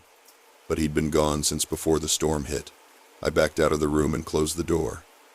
My hands were shaking. Not from the cold. When I got back to the main room, I didn't say anything. What would I even say? I found some tools. They'd think I was losing it. But the next morning, Paul couldn't find his wallet. He was sure he'd left it on the mantel. Jen's phone charger was missing from her bag. Small things. Things you second-guess yourself about. Then that afternoon, I found the message. It was on the fogged-up window in the upstairs bathroom. Just one word, traced in the condensation. Leave. I stared at it. My stomach dropped. I wiped it away fast, but my hands were shaking again. I went back downstairs and told Paul. He came up to look, but of course it was gone. He gave me this look, not unkind, but careful, like he was worried about me. Maybe I was being paranoid. Maybe the isolation was getting to me. But that night I volunteered to stay awake and keep the fire going. I didn't want to sleep. Around midnight, I heard it again. Footsteps. Upstairs. Slow. Methodical. I stood at the bottom of the stairs, listening. My heart was pounding so hard I thought everyone would wake up. The steps stopped.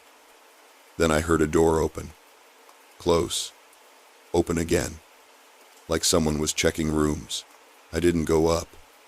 I just stood there, gripping the poker from the fireplace, waiting. I don't know how long. Eventually the sound stopped. The next morning, the storm finally broke. The sky cleared. By noon, we saw headlights coming up the road, Harlan, with a plow truck. We packed in 10 minutes flat. Nobody talked much. Before I left, I asked Harlan if anyone else had keys to the lodge. He looked confused. Said no, just him and the owners, who were in Florida. I didn't press it. We never found Paul's wallet or Jen's charger. I didn't mention the toolbox or the keys or the message. I just wanted out. I still don't know what was happening up there. Maybe it was nothing.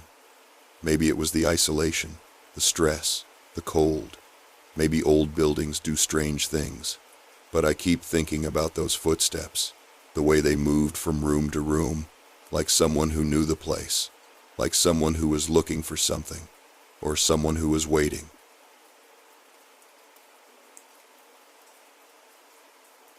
The snow started around noon. By 3 it was coming down so hard you couldn't see across the street. I work from home most days, so I was just watching it pile up from my kitchen window.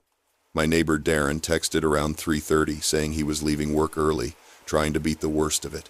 He works at the council offices about 2 miles away. Normally he drives, but his car was in the shop that week. He said he'd be walking. I told him to be careful. He sent back a thumbs up. That was the last anyone heard from him. I didn't think much of it at first. The snow was bad, sure, but it's not like we live in some remote area. This is a normal residential street on the edge of town. There are street lights every 50 feet. Houses all along both sides. I figured he'd just gone straight to bed or his phone died. But then his wife Emma knocked on my door around 7. She was in her slippers, no coat. just standing there in the snow, asking if I'd seen him. I said no, not since this morning when we both put our bins out. She looked worried but not panicked yet, said his phone was going straight to voicemail. I told her he'd probably stopped at a mate's house, or the pub to wait out the weather. She nodded, but I could tell she didn't believe it. Darren's not really a pub person, and he would have texted. By 9, she'd called the police. They said they'd send someone when they could, but the roads were a mess. Multiple accidents, power lines down in some areas. They told her to sit tight, that he'd probably just taken shelter somewhere and would turn up when the snow let up. It didn't let up. It kept coming all night. I stayed up late, kept checking my phone. I even walked to the end of the street around 11, just to see if maybe he was out there, confused or hurt. The snow was nearly knee-deep by then. The streetlights were on, but they just made everything look worse, like the light couldn't penetrate more than a few feet. I called his name a couple times, but the wind just swallowed the sound. I went back inside. Felt stupid for going out at all. The next morning the snow had stopped, but everything was buried. Emma was at my door again, earlier this time, properly dressed now. Her eyes were red. The police had been round, she said, but there wasn't much they could do yet. His phone had last pinged a tower about a mile from home, on his usual route. They were going to send a team out to search once the roads were clear enough. I asked if there was anything I could do. She just shook her head and went back to her house. The search started around midday. Police, a few volunteers from the street, some of Darren's co-workers. I joined them. We walked his route from the office, calling his name, checking behind bus shelters and in doorways. The snow had drifted in places, piled up against fences and walls. You could barely tell where the pavement ended and the road began. We didn't find anything. No footprints, no dropped belongings, nothing. The snow had covered everything. That's when it started feeling wrong. Not just sad or worrying, but wrong. How do you just disappear on a 2-mile walk through a residential area? Even in a whiteout, even with zero visibility, you'd bump into something. A fence, a car, a building. You'd knock on a door. You'd find somewhere to wait, unless you couldn't. The police started asking more questions. Had he seemed upset lately? Any financial problems? Was the marriage okay? Emma got quiet and defensive. I could see them starting to think maybe he'd left on purpose, used the storm as cover. But I'd seen him that morning. He'd been normal, complained about the car being in the shop, made a joke about the snow, said he'd see me later. There was nothing off about him. They checked CCTV from the shops along his route. He showed up on 2 cameras, both near the office, walking with his hood up and his head down against the wind. After that, nothing. The cameras further along his route had either been covered by snow or lost power. A week went by. Then 2, the snow melted. The street went back to normal, more or less. Emma put up posters. The local news ran a segment. People shared his photo online, but there was nothing. No body, no sighting, no activity on his bank cards or phone. I keep thinking about that text he sent. The thumbs up. He was fine. He was just walking home. Sometimes I stand at my window and look at the street, trying to imagine where he went. The route's so simple. Straight down the main road, left at the roundabout, then our street. I've walked it 100 times. There's nowhere to go wrong. But maybe that's the thing. Maybe it's so ordinary, so familiar, that you stop paying attention. Maybe the snow came down so hard he got turned around, thought he was on our street when he wasn't, walked into the industrial estate by mistake, or down toward the canal path. Maybe he fell, hit his head, and the snow just buried him before anyone could find him. Or maybe something else happened. Something I don't want to think about. The police scaled back the search after a month. They said they'd keep the case open, follow up on any leads, but I could tell they didn't expect to find anything. Emma moved out 3 months later. Couldn't stand living there anymore, she said. The house sold fast. New family moved in. They don't know what happened. I haven't told them. I still walk that route sometimes. I don't know why. I guess I'm looking for something the police missed. Some sign that he was there, that he made it further than anyone thinks. But there's nothing. Just houses and street lights, and the same gray pavement. I changed my route to work after that.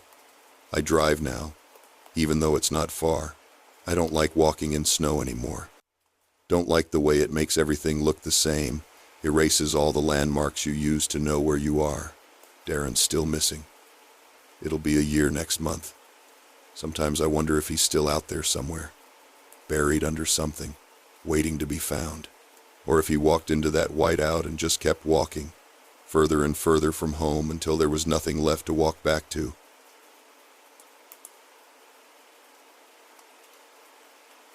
The app kept rerouting, 3 times in a row, each time adding another 6 minutes to the delivery estimate. I was already running behind because of the roadworks on the bypass, and now the GPS was insisting I turn down a lane that didn't exist on the actual road. I do delivery driving 4 nights a week, mostly restaurant orders and the occasional parcel. The money's decent if you keep your acceptance rate up, but the app penalizes you hard for late drops. I'd already had 2 warnings this month. The address was for a farmhouse conversion about 3 miles outside town. The customer had left a note saying to use the back gate because the front drive was being resurfaced. Fair enough. But when I got within half a mile, the road turned to gravel, then to churned up mud. There'd been heavy rain the night before and the whole lane was waterlogged. My car's not exactly an off-roader. I made it maybe 200 meters before the wheels started spinning uselessly in the ruts. I sat there for a minute, trying to decide. I could reverse back, but the lane was narrow, and I'd already clipped a branch on the way in. The app was pinging me with another order, stacking up back in town. I checked the map. The house was just under a mile ahead, straight along the lane. I figured I could walk it, drop the food, and be back in 20 minutes. I grabbed the order bag, locked the car, and started walking. It was late afternoon, not quite dark, but getting there. The clouds were low, and the temperature had dropped. I was wearing my work fleece, but I could feel the cold coming through. The lane curved through fields on both sides. No houses, no lights anywhere. I passed a rusted gate hanging off its hinges, then a pile of old tires dumped in the hedge. The mud sucked at my trainers with every step. I kept checking my phone for signal. 2 bars, then 1, then nothing. After about 10 minutes, I reached a junction. The lane split in 2 directions, neither of them marked. The app had frozen on the last frame before I lost signal, so I couldn't tell which way to go. I stood there trying to remember the shape of the route. I thought it was left, so I went left. The trees closed in after that, bare branches overhead, the ground slick with wet leaves. I started to feel uneasy, though I couldn't say why. Maybe it was just the silence. No birds, no traffic, nothing. Just my footsteps and my breathing. Then I saw the van. It was parked at an angle across the lane, blocking the way. Dark blue, no markings, the kind of anonymous panel van you see everywhere. The back doors were open. I slowed down, trying to see if anyone was inside. I called out. No answer. I should have turned back then. I know that now. But I was annoyed and cold, and I still had the bloody order to deliver. I walked past the van, keeping to the far side of the lane. As I got level with it, I glanced inside. Empty. Just some plastic sheeting and a couple of toolboxes. I'd gone maybe 20 meters past it when I heard the doors slam. I turned around. A man was standing by the van, watching me. He was wearing work clothes, a high-vis vest over a dark jacket. He didn't say anything, just stood there. I raised a hand, trying to look casual. "All right, mate. Didn't see you there." He didn't respond. He started walking toward me, not fast, but purposeful. I felt my stomach tighten. "I'm just doing a delivery," I said, holding up the bag like it was proof of something. "Customers just up ahead." He kept walking. I backed up a step, then another. He still hadn't said a word. That's what got to me. Not aggression, just this blank, steady advance. Like I wasn't a person, just something in his way. I turned and started walking faster. The lane ahead bent to the right and I couldn't see what was beyond it. I heard his footsteps behind me, steady and unhurried. I broke into a jog. The bag swung awkwardly in my hand, and I could feel the containers shifting inside. When I reached the bend, I glanced back. He was still following, maybe 30 meters behind. He hadn't sped up. That was worse somehow. Like he knew I had nowhere to go. I rounded the corner and stopped. The lane ended in a gate. Beyond it was an empty field, no house, no lights, nothing. I'd taken the wrong turn. I looked back. He was closer now, 20 meters. I could see his face properly for the first time. Middle-aged, unremarkable. He could have been anyone. He still hadn't said a single word. I dropped the bag and ran at the gate. It was padlocked, but I managed to scramble over it, catching my knee hard on the top bar. I landed badly on the other side and stumbled, then started running across the field. The ground was rough and uneven, full of hidden dips and rocks. I kept my eyes down, trying not to fall. When I reached the far hedge, I finally looked back. He was standing at the gate, not climbing it, just watching. We stared at each other for maybe 10 seconds. Then he turned and walked back the way he'd come. I stayed there until I couldn't see him anymore. My phone still had no signal. It took me nearly an hour to find my way back to the car, cutting across fields and following a different track. When I finally got there, my hands were shaking so badly I could barely unlock the door. I reported it to the police the next day. They said they'd look into it, but I never heard back. The customer left a 1-star review and complained to the app. I got docked 50 quid for a failed delivery. I still do the job, but I don't take rural orders anymore. And I never, ever walk the last mile.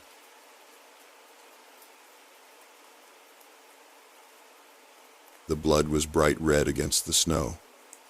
That's what I noticed first when I pulled into the car park at the rural trail car park, about 20 minutes outside town. I'd driven out there because I needed to clear my head after a shit week at work. My manager had been on my case about missing a deadline, and I just wanted an hour to walk and think. It was a severe cold snap, the kind where your breath hurts going in. The car park was empty except for one other vehicle, a white van with no markings, parked at the far end near the tree line. I didn't think much of it. Dog walkers, hikers, they come out here all the time. I got out and locked my car. That's when I saw the trail properly.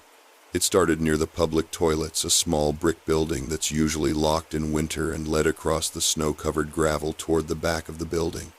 Not droplets. A continuous smear, like something had been dragged. I should have left. I know that now.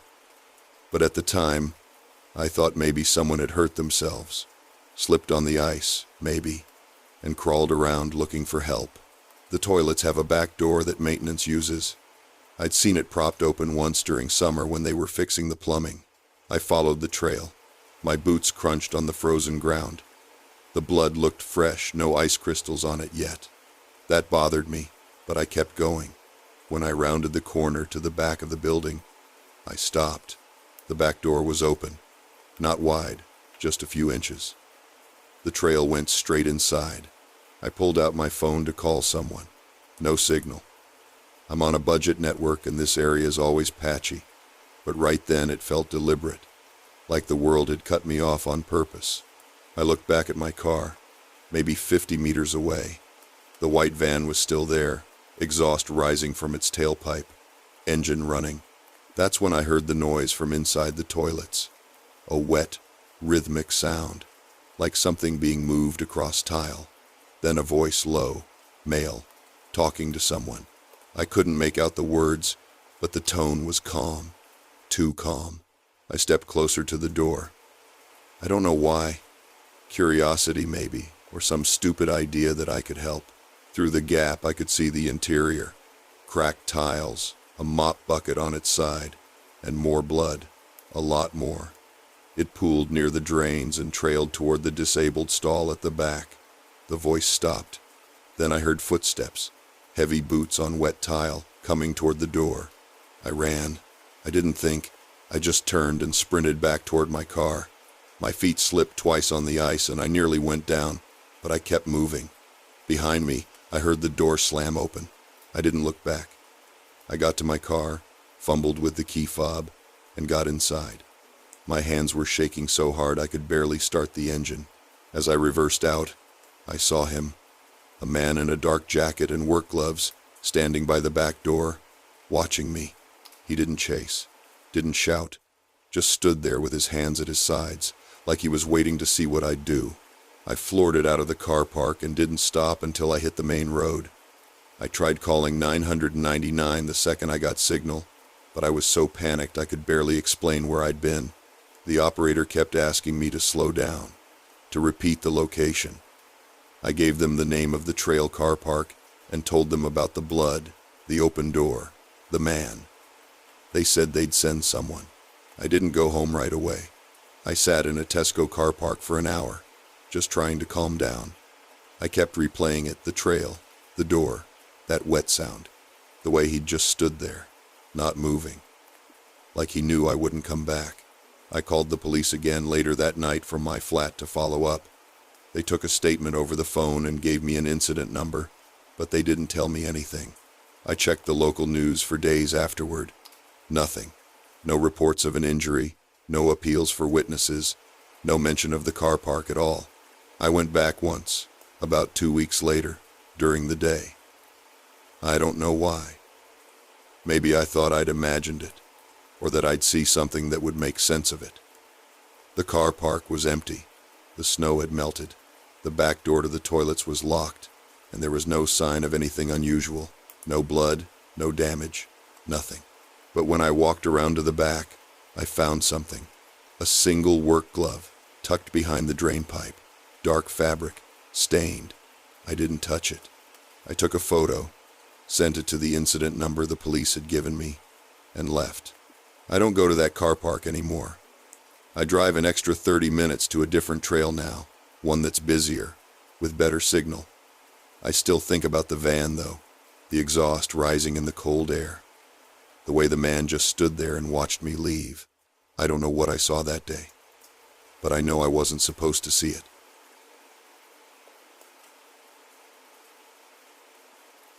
The rental car slid sideways before the wheels finally stopped spinning. I sat there with my hands locked on the steering wheel, watching snow pile up on the windshield. I was supposed to be at the Airbnb 2 hours ago. The GPS said I'd taken the right turn off the main road, but that was before the snow got bad. Now I was stuck in what looked like a Forest Service road, no other tire tracks, no houses, nothing. Just trees and white everywhere. My phone was at 8%. I'd been using it for navigation the whole drive up from the airport because the car's system kept glitching. Stupid mistake. I pulled up the Airbnb app to message the host, but there was no signal. 1 bar, then nothing. I tried moving the phone around like that ever actually works. 6% now. I got out to look at the tires. The back right was buried almost to the axle. The wind cut through my jacket immediately. I'd packed for a long weekend of wine and hiking. Not this. There was a small shovel in the trunk, the kind you're supposed to use for camping or whatever. I started digging around the tire.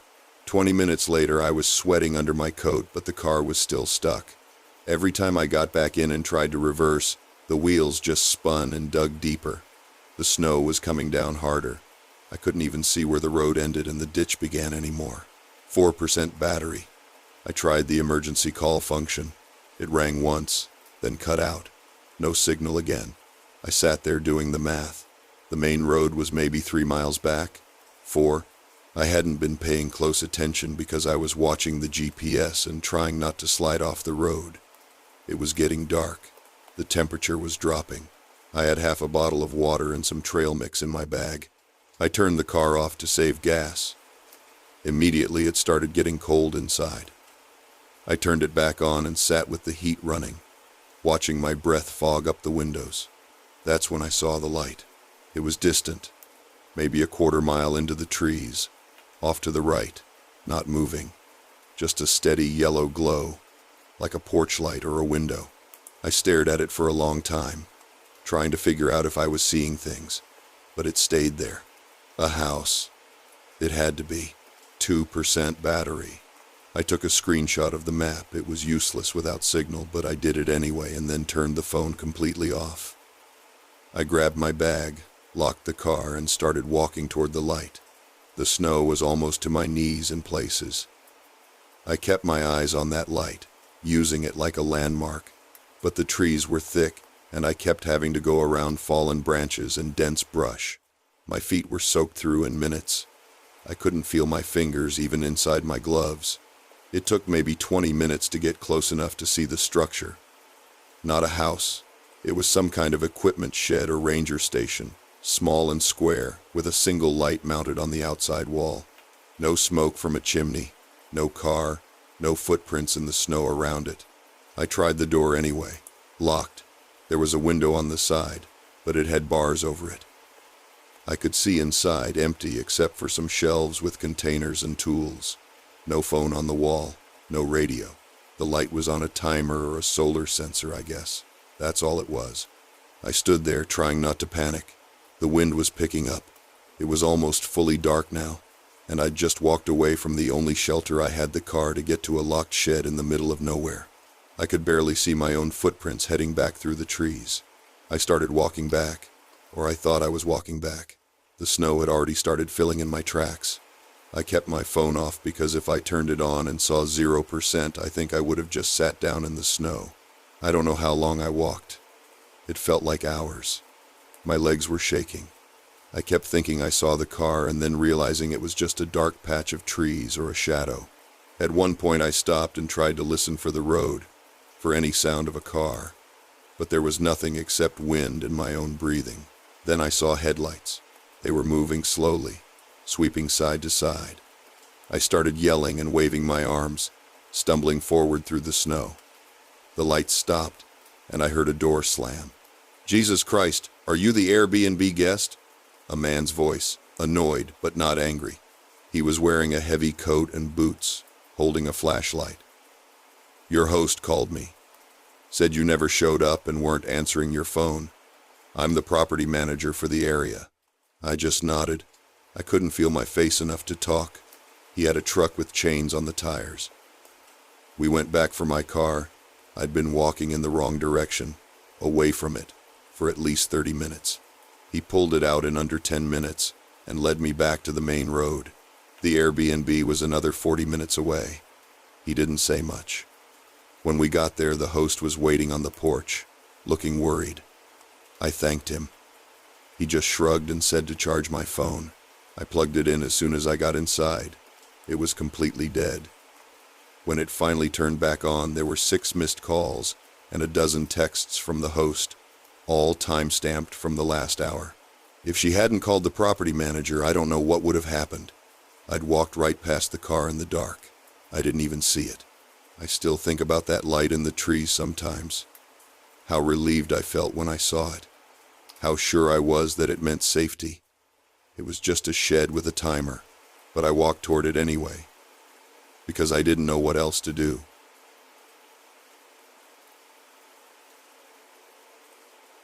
The woman at reception had that tight smile people use when they're about to tell you no. "I'm sorry, but there's been a mix-up with your reservation," she said, not looking sorry at all. I'd driven 3 hours to get to this coastal hotel for a weekend break I'd been planning for months. Work had been brutal, and I'd specifically chosen off-season to avoid crowds. "What kind of mix-up?" I asked, trying to keep my voice level. I had the confirmation email on my phone, booking reference and everything. She clicked through her computer, frowning. "It seems another guest checked in this morning with the same dates. Room 304. That's the room you booked, correct?" I nodded, pulling up my email. "Yeah, but I booked it 6 weeks ago." "How is someone already in my room?" "Let me call my manager," she said, picking up the phone. While she spoke in hushed tones, I looked around the lobby. The place was nearly empty. A few chairs, a sad potted plant, rain streaking down the windows. Not exactly peak season. The manager came out. A balding man in his 50s who introduced himself as Graham. He had the same tight smile. "Miss Hartley, I do apologize. We're looking into how this happened. The other guest has a valid booking as well. Same confirmation system, same dates. So give them a different room," I said. We're fully booked this weekend, I'm afraid. There's a wedding party. I stared at him. The car park had maybe 8 vehicles in it. Fully booked. I can offer you a refund, of course. Or we can try to contact some other hotels in the area. I don't want another hotel. I booked this one. I have a confirmation. Graham's smile didn't shift. As does the other guest. And they're already settled in the room. Perhaps if you'd arrived earlier. That stung. I'd left as early as I could, but there'd been an accident on the motorway. Can I at least speak to this other guest? Maybe we can sort something out. He hesitated. I'm not sure that's appropriate. Why not? If they've got the same booking, maybe they'd be willing to move. Or we could work something out. Graham exchanged a look with the receptionist. I'll make a call up to the room, he said finally. He went behind the desk and picked up the phone. I couldn't hear what he was saying, but the conversation was brief. When he hung up, his expression had changed slightly. Less customer service, more uncomfortable. The guest says they'd be happy to meet you in the lounge, he said, gesturing to a seating area near the windows. I grabbed my bag and walked over, choosing a chair that faced the entrance. Maybe 5 minutes later, a woman came down the stairs. She was about my age, mid-30s, dressed casually in jeans and a jumper, brown hair pulled back. She smiled as she approached. You must be Sarah, she said, sitting down across from me. I'm Claire. Thanks for coming down, I said. Look, I don't know what happened with the booking system, but I really need this break. Is there any chance? I understand completely, Claire interrupted, still smiling. I saw your car in the car park. The blue Civic, right? Registration ending in XRG. I froze. How did you know that? Oh, Graham mentioned it when he called up, said you'd just arrived. She leaned forward slightly. The thing is, Sarah, I really need this room too. I've been planning this trip for a while. So have I. 6 weeks. Funny? Me too. 6 weeks exactly. Her smile hadn't wavered. Same confirmation system, same booking reference format. Almost like someone made sure we'd both have valid reservations. My stomach dropped. What are you talking about? I'm talking about the fact that I know quite a lot about you, Sarah. I know you work at Morrison's in accounts. I know you live alone in that flat on Belgrave Road. I know you told your coworker Emma you'd be unreachable this weekend because you needed to completely disconnect. I stood up. My legs felt weak. Who are you? Someone who's been waiting for you to be somewhere quiet, somewhere off-season, somewhere no one would think to look. She glanced toward the desk. Graham and the receptionist were both staring at their computer screens, not looking our way. The wedding party isn't real. By the way, there's almost no one here. Just us, and a very cooperative manager who's being paid quite well to ensure we're not disturbed. I grabbed my bag and turned toward the exit. Claire stood up calmly. Your car won't start, she said. I made sure of that while you were checking in. And before you think about running, you should know there's someone in the car park, just in case. I could see the glass doors, rain still coming down outside. My phone was in my pocket, but my hand was shaking too much to pull it out smoothly. Why? I managed to ask. Because someone wants a conversation with you. Someone you probably don't even remember, but they remember you. She tilted her head. A case you worked on. Some expenses you approved without asking too many questions. Money that went missing. A man who went to prison. I did remember. Vaguely. It had been years ago. A fraud case I'd helped process documentation for. I just followed procedure. That wasn't my fault, I said. I just did what I was told. That's what everyone says. Claire gestured toward the stairs. Room 304. We're going to go up there now, and you're going to have that conversation. Or we can do this the difficult way. I looked at Graham. He was still staring at his screen. The receptionist had disappeared into the back office. Maybe I should have screamed. Maybe I should have run anyway. But I kept thinking about my car, about the empty car park, about how far I was from anyone who knew where I'd gone. Claire was still smiling. Shall we? I don't know what I was thinking when I followed her toward the stairs. Maybe that I could talk my way out. Maybe that I'd find an opportunity to escape once we were in the room. Maybe I was just too scared to do anything else. We passed Graham at the desk. He didn't look up. I haven't been able to stop thinking about that smile. It was so normal, so friendly, like we were just two guests sorting out a booking error. I'm writing this from the room now. Claire stepped out to make a phone call. I don't know how much time I have.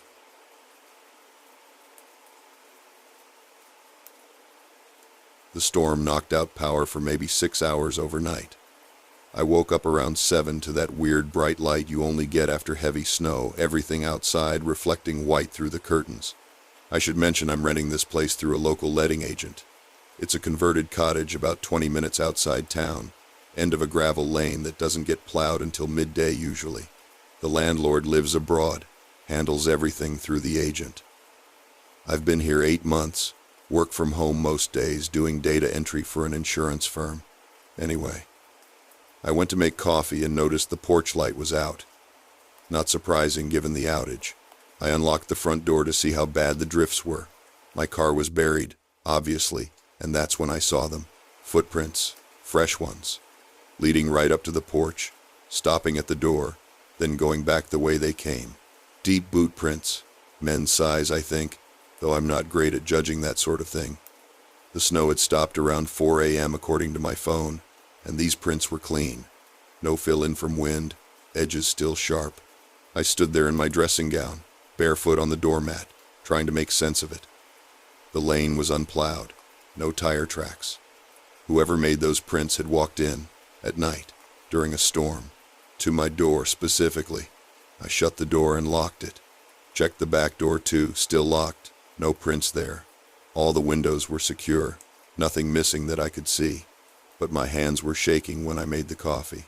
I called the letting agent around 9. Got the answering service first, then a call back maybe 30 minutes later from someone called Marcus. I explained about the footprints. He asked if anything was damaged or stolen. I said no, just the prints. He said it was probably the maintenance contractor checking the property after the storm, making sure pipes hadn't burst or the roof hadn't come down. They had keys for emergencies. That made sense, I guess. Except why wouldn't they knock? And why come during a storm in the middle of the night?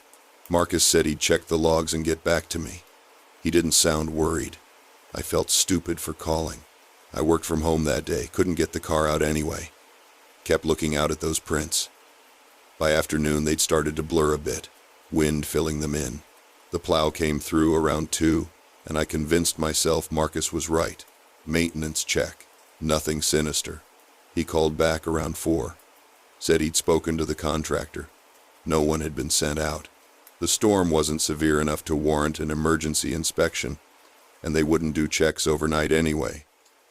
He asked if I wanted to file a police report. His tone had changed, less dismissive, more careful. I said I'd think about it. That night I pushed a chair under the front door handle. Checked every lock twice. Barely slept. Every creak in the walls had me wide awake, listening. Nothing happened. Next morning, more snow had fallen.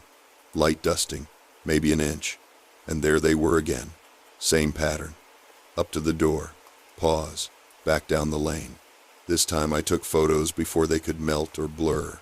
I called the police non-emergency line. Explained the situation. The woman on the phone was polite, but told me there wasn't much they could do. No crime had been committed. No damage. No break-in attempt. She suggested I contact the landlord about changing the locks if I was concerned about key access. She took my details and said they'd log it. Maybe increase patrols in the area. I called Marcus again. Told him I wanted the locks changed. He said he'd need landlord approval for that. It would take a few days to arrange. I asked who had keys to the property. He said the landlord, the agency, and the maintenance contractor. 3 sets. He offered to check if all sets were accounted for. I waited 2 days for him to get back to me. 2 days of watching the lane, checking the porch every morning. No more prints, the weather had turned milder, snow melting fast. When Marcus finally called, he sounded uncomfortable, said all 3 key sets were accounted for. But, and this is the part that still bothers me, The maintenance contractor's set had been signed out 3 weeks ago for a job on another property and only returned 2 days ago. Signed back in by someone whose signature didn't match the contractor's usual one. Office admin thought nothing of it at the time. So, for 3 weeks, that set of keys was unaccounted for. Could have been copied. Could have been borrowed. Marcus couldn't say for certain. He arranged for the locks to be changed the next day. Different contractor, someone he personally vouched for. I stayed in the kitchen the whole time they worked, watched them do it. New locks, new keys. Marcus gave me both copies. Said the agency would keep a spare at their office in a secure cabinet. That was 6 weeks ago. No more footprints, no more incidents. But I still check the porch every morning, and I've started parking at a friend's place in town twice a week, coming back at random times. I don't follow a pattern anymore. The thing that keeps me up sometimes. Why just walk to the door and leave? If someone had a key, if they wanted to get in, why not just do it? Were they checking if I was home, seeing if I'd notice, testing something? I asked Marcus if there'd been any issues with previous tenants. He said no. Place had been empty for 4 months before I moved in. Before that, an older couple. No problems. Maybe it was nothing. Maybe someone got lost in the storm, wrong address, walked away when they realized. Maybe the key thing is unrelated, just sloppy admin. But I don't think I believe that. And I've started looking for somewhere else to live, closer to town. Somewhere without a long dark lane and a maintenance contractor no one can fully account for. I'm probably overreacting. That's what my sister says. But she didn't see those prints. Fresh and deliberate in the snow, stopping exactly at my door.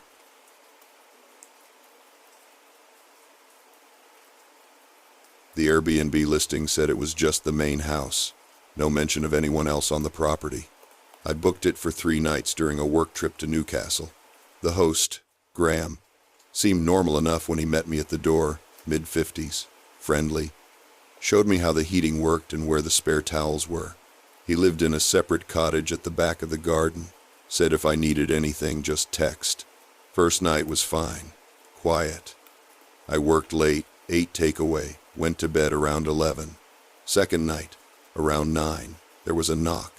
I opened the door and there was a guy standing there, maybe early 30s, holding a duffel bag. He looked tired. "All right," he said. "Dad said I could crash here tonight." I just stared at him. "Sorry, what?" "Graham, my dad. He said it's fine, I just need to stay here tonight too." I told him there must be some mistake.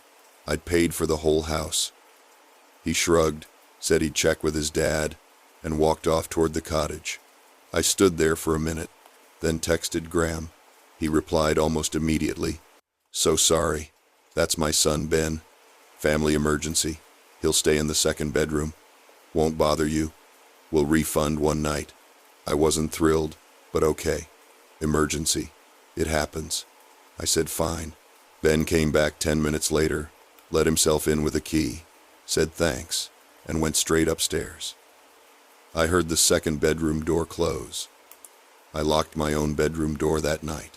Maybe paranoid, but I didn't know this guy. Third night, my last night, I got back around 8 after a long day of meetings. I was looking forward to packing up and leaving in the morning. I made some pasta, sat down to eat, and heard the front door open. Ben walked in. Same duffel bag. "Hey," he said. "Need to stay here tonight too." I put my fork down. Again. "Yeah, Dad said it's fine." I pulled out my phone and texted Graham right there in front of him. "Your son's here again." This wasn't part of the booking. Ben stood in the doorway, watching me. Graham replied, "Apologies again, still sorting the emergency. He'll keep out of your way. Another refund coming." I looked at Ben. He was already heading upstairs. I didn't like it. But what was I supposed to do? Argue with a stranger in a house I didn't own? I finished eating, tried to work, couldn't focus. I kept hearing him moving around up there. Footsteps, a door opening and closing, water running. Around 11, I decided to just go to bed. I'd be gone in the morning anyway. I was brushing my teeth when I heard the front door again. I froze, listened. Footsteps downstairs, then Ben's voice, muffled, talking to someone. I crept to the top of the stairs and looked down. Ben was standing in the hallway with another guy. Older, maybe 40. They were speaking quietly. I couldn't make out the words, but the tone was tense. The other guy handed Ben something looked like a small box or package. Then they both looked up. I stepped back, heart hammering, and went into my room, locked the door, sat on the bed. I texted Graham again. "There's someone else in the house. Your son brought someone in. I'm not comfortable with this." No reply. I waited. 10 minutes. Nothing. I heard the front door close, footsteps on the stairs, a door shutting. I tried calling Graham. Straight to voicemail. I sat there, trying to decide what to do. It was nearly midnight. I didn't know the area. I didn't want to leave my stuff and just bolt, but I also didn't want to stay. I looked up the Airbnb support number, called it, got someone after a 5-minute hold. I explained the situation. Host's son staying without warning. Someone else brought into the house. Host not responding. The support person said they'd try to contact Graham and call me back. They didn't call back. I sat on my bed, door locked, lights on, checking my phone every 2 minutes. Around 1 a.m., I heard Ben's door open, footsteps in the hallway. Then he was outside my door.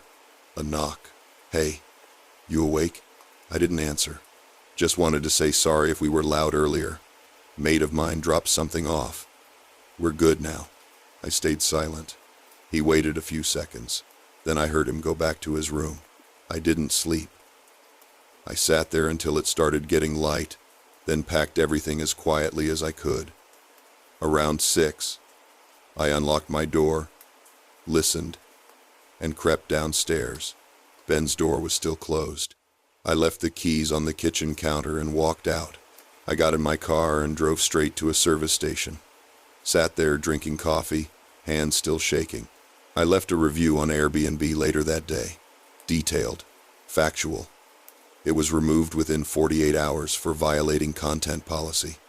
I appealed. They said it stayed removed. Graham's profile is still active. 5-star rating. No mention of a son. No mention of anyone else staying there. I got a partial refund 2 nights instead of 3. No explanation. No apology beyond the texts. I still don't know what Ben was doing there. I don't know who the other guy was or what was in that box. And I don't know why Graham kept saying it was fine when it clearly wasn't. I've stayed in dozens of Airbnbs since. I check the reviews obsessively now. I look for any mention of unexpected guests, of hosts changing terms last minute, of people just showing up. And I always lock my bedroom door.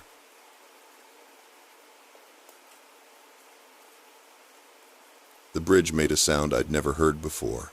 Not a crack or a snap. More like a groan, deep and long, like something settling into a decision. I was halfway across in my car when I heard it through the closed windows. Then I felt the whole structure shift, maybe half an inch to the left. I'm a delivery driver for a medical supply company.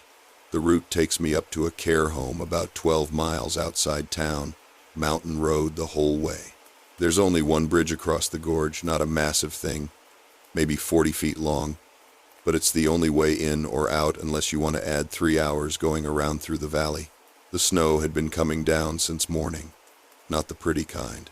Heavy, wet stuff that stuck to everything and kept building.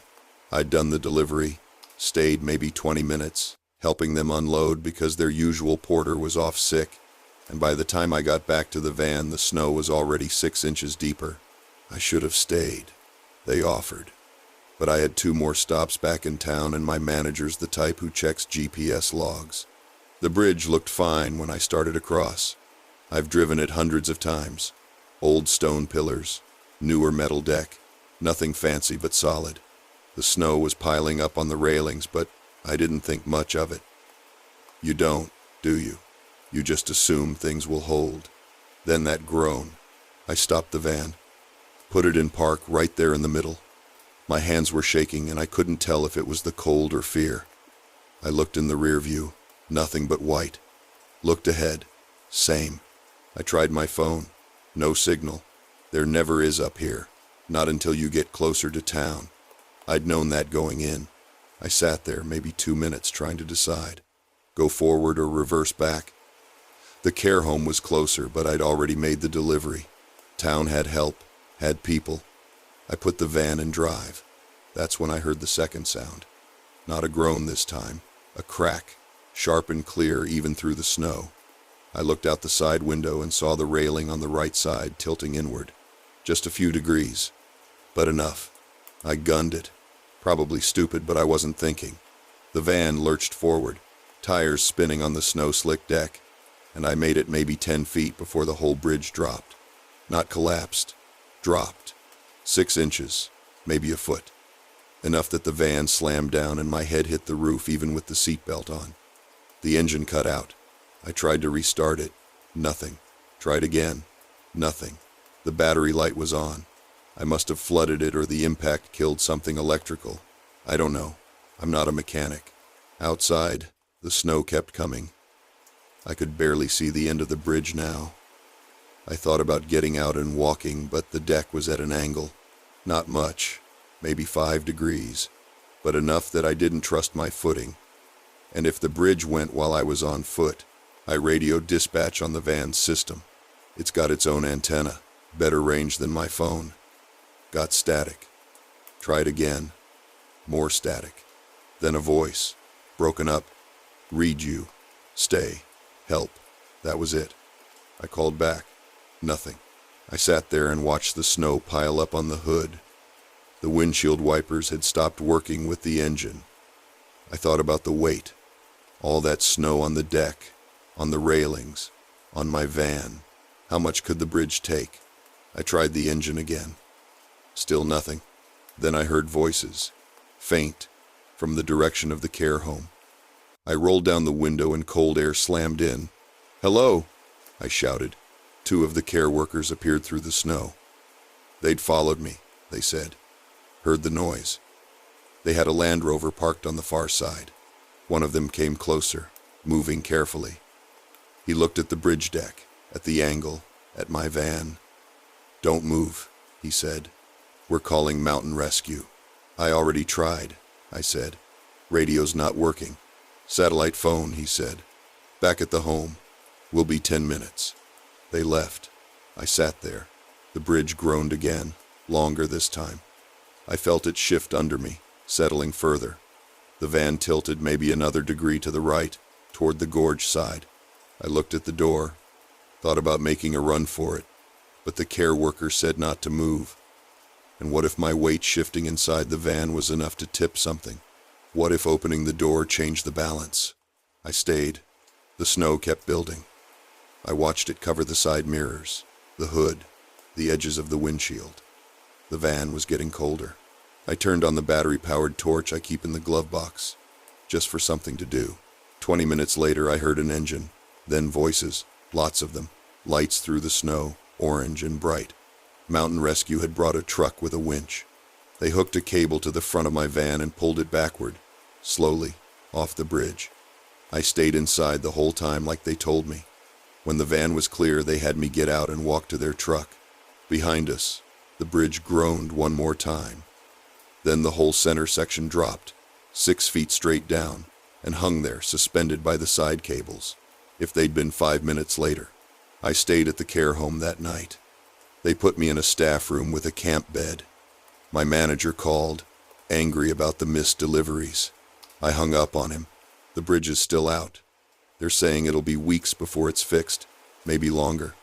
The care home's cut off except by helicopter. I've been reassigned to local routes. I still think about that sound, that first groan, how I almost ignored it, how I nearly kept driving.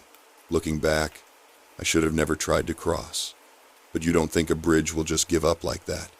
You trust things that have always been there. I don't anymore.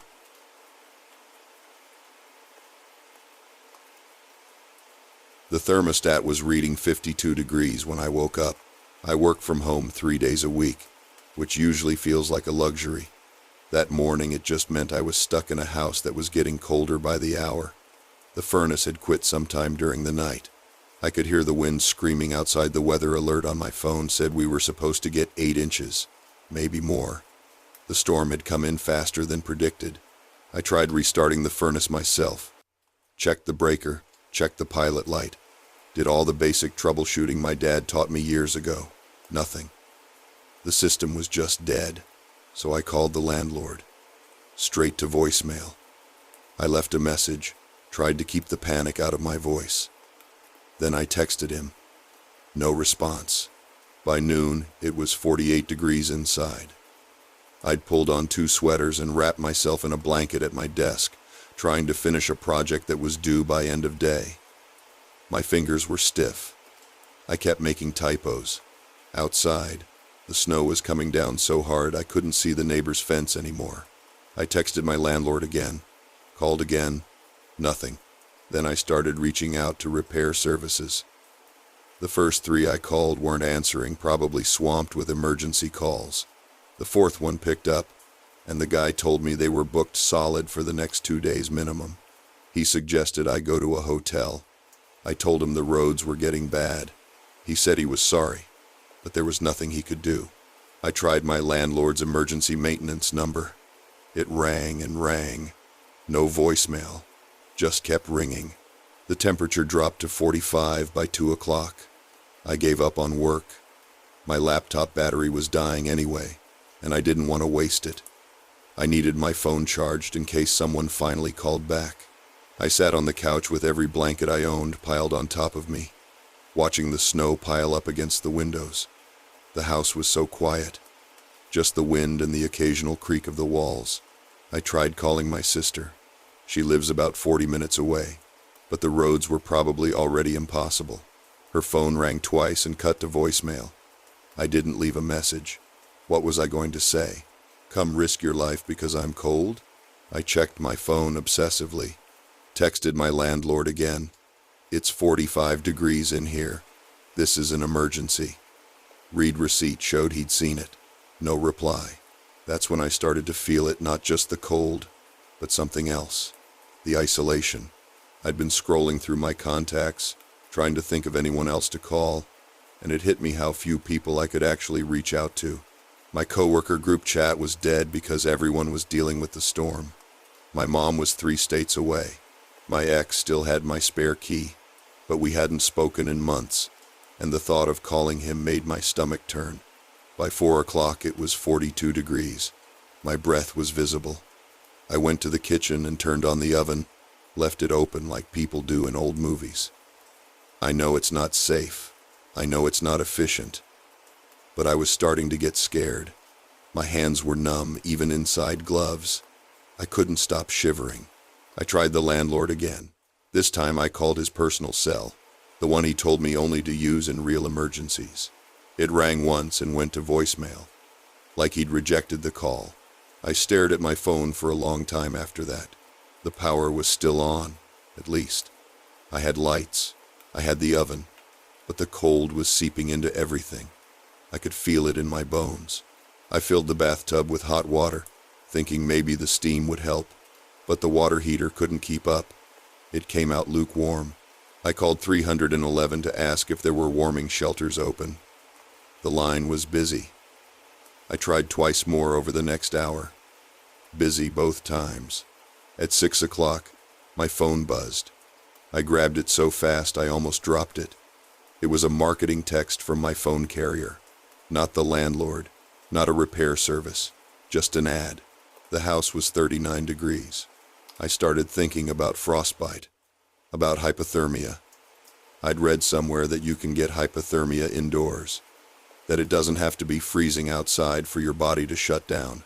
I was shaking so hard I could barely hold my phone. I tried to do jumping jacks to warm up, but I was exhausted. I hadn't eaten much. The thought of food made me feel sick. I called my landlord one more time, left a message. My voice was shaking. I said, I don't know if you're getting these, but it's 39 degrees in my house and I can't reach anyone. The roads are too bad to drive. I need help, please. No response. I spent the night in my sleeping bag on the couch, fully dressed, with the oven still on. I didn't sleep much. Every time I started to drift off, I'd jerk awake, terrified that I was getting too cold, that I wouldn't wake up. The landlord finally texted me back at 8 a.m. the next morning. Sorry, was out of town. Sending someone today. The repairman showed up around noon. By then the house was 36 degrees. He fixed the furnace in 20 minutes. A failed igniter, simple repair. He seemed confused about why it had taken so long for someone to come out. I didn't tell him I'd been trying to reach people for almost 24 hours. That I'd called and texted and left messages and nobody had answered. That I'd spent the night thinking I might actually freeze in my own home. I just thanked him and closed the door. The house is warm now. The thermostat says 68. I can't stop checking it. And I can't stop thinking about how many times I reached out and got nothing back. How easy it was for everyone to just not answer. How close I came to something really bad happening, and how nobody would have known until it was too late.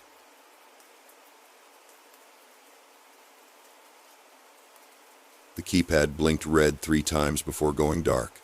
I stood there in the hallway with 2 bags of shopping, tried the code again. Same result. Red, red, red, dark. I live in a converted office block in Salford, one of those places that used to be an insurance company or something. They turned it into flats about 5 years ago.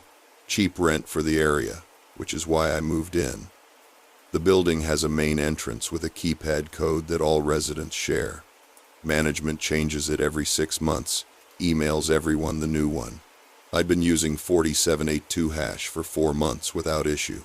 It was 8:30 on a Tuesday night, raining hard enough that I was already soaked from the walk back from Tesco. I tried the code again. Nothing. Checked my phone to see if I'd missed an email about a change. Nothing from the property management company. Last message from them was 3 weeks ago about a boiler inspection. I buzzed my own flat. No answer, obviously, because I live alone. Tried a few other flats. No one home or no one answering. It's that kind of building most people work long hours or travel for work. I see my neighbors maybe once a month. There's no mobile signal in the entrance lobby. Thick concrete walls. Something about the original construction. I had to step back outside into the rain to call the emergency maintenance number. Got a voicemail saying the office was closed and to call back during business hours, 9 to 5, Monday through Friday. It was Tuesday. They should have been open. I tried the code one more time. Still nothing. Then I noticed something. The keypad looked different.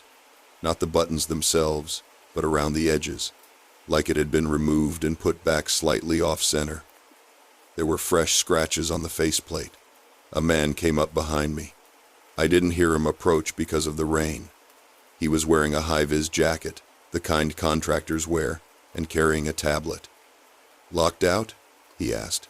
"Yeah, the code's not working. They changed it this morning," he said. "Emergency maintenance.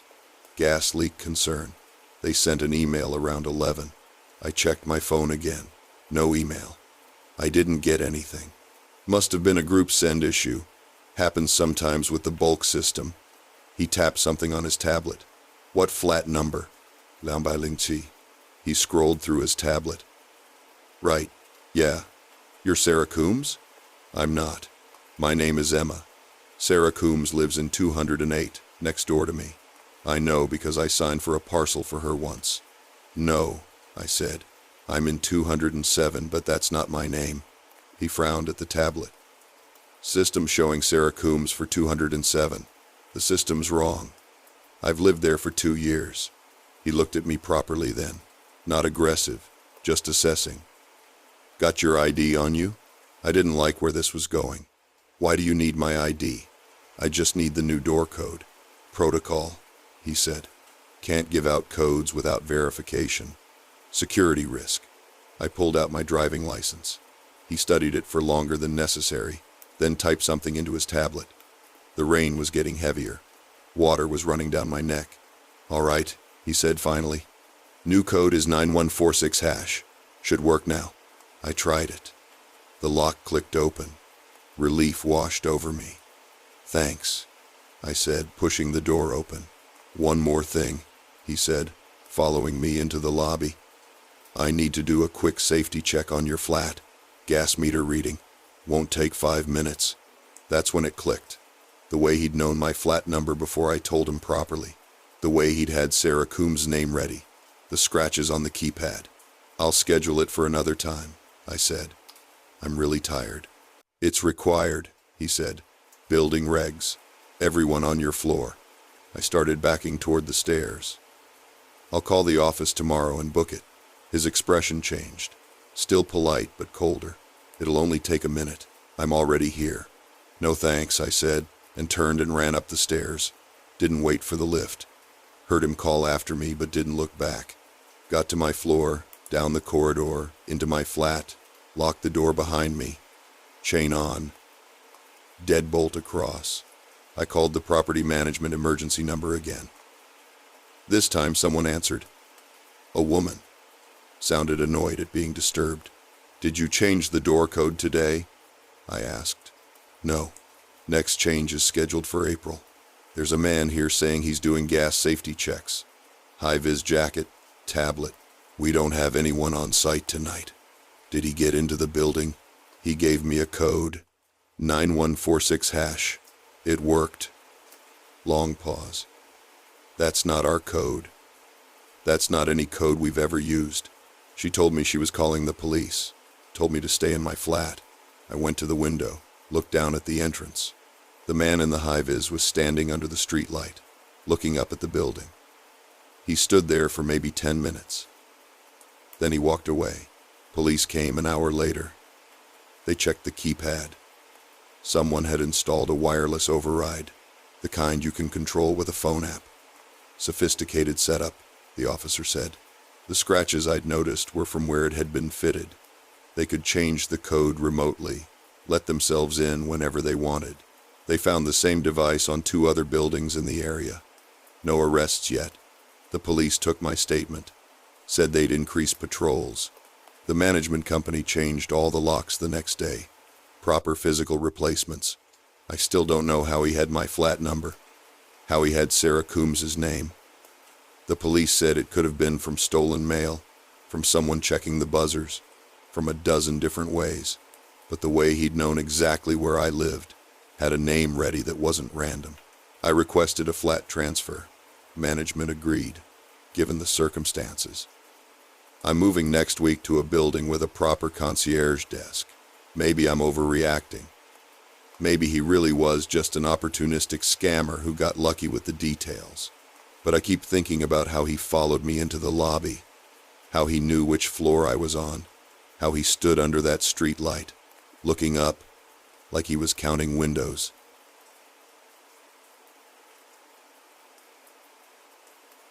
The landline rang at 9:47 p.m. on a Tuesday. I remember because I'd just finished loading the dishwasher and was about to head upstairs. Nobody calls the landline. We only keep it because the internet package is cheaper that way. My wife and I have mobiles. Our kids are too young to give out the number to anyone. So when it rang, I almost didn't answer. Hello? Is she there? Male voice. Youngish, maybe late 20s. Casual, like he was calling a mate. Who? The girl from last week. Can I talk to her? I told him he had the wrong number and hung up. The next night, same time. 9:47 p.m. Exactly. Same voice. Hi. Yeah. I need to speak to the girl from last week. There's no girl here. You have the wrong number. No, this is the right number. She gave it to me. I hung up again. Told my wife about it. She shrugged. Said it was probably some confused bloke who'd been given a fake number at a bar. That made sense. I work in IT support. I deal with user error all day. People mix up digits constantly. But he called again Thursday, and Friday, and Saturday. Always 9:47 p.m. Always the same question. Sometimes he'd add details. The girl with the dark hair. She was wearing a blue jacket.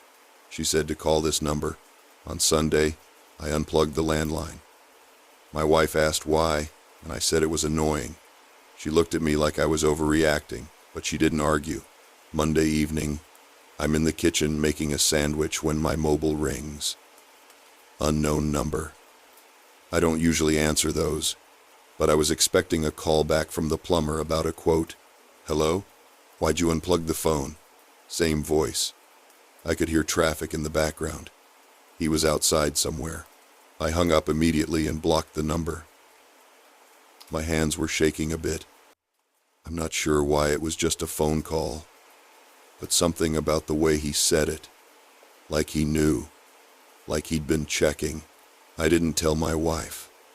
I don't know why. Maybe I thought she'd think I was being paranoid. Maybe I was worried she'd ask questions I didn't want to think about. Tuesday, I plugged the landline back in. I'm still not sure why I did that either. Maybe to prove to myself it wasn't a big deal. That I wasn't scared of some random caller. 9:47 p.m. It rang. She's not here, I said before he could speak. She never was. You have the wrong number. I don't think I do. Then who are you looking for? What's her name? Long pause. I could hear him breathing. You know who. He hung up. I started checking the doors every night before bed.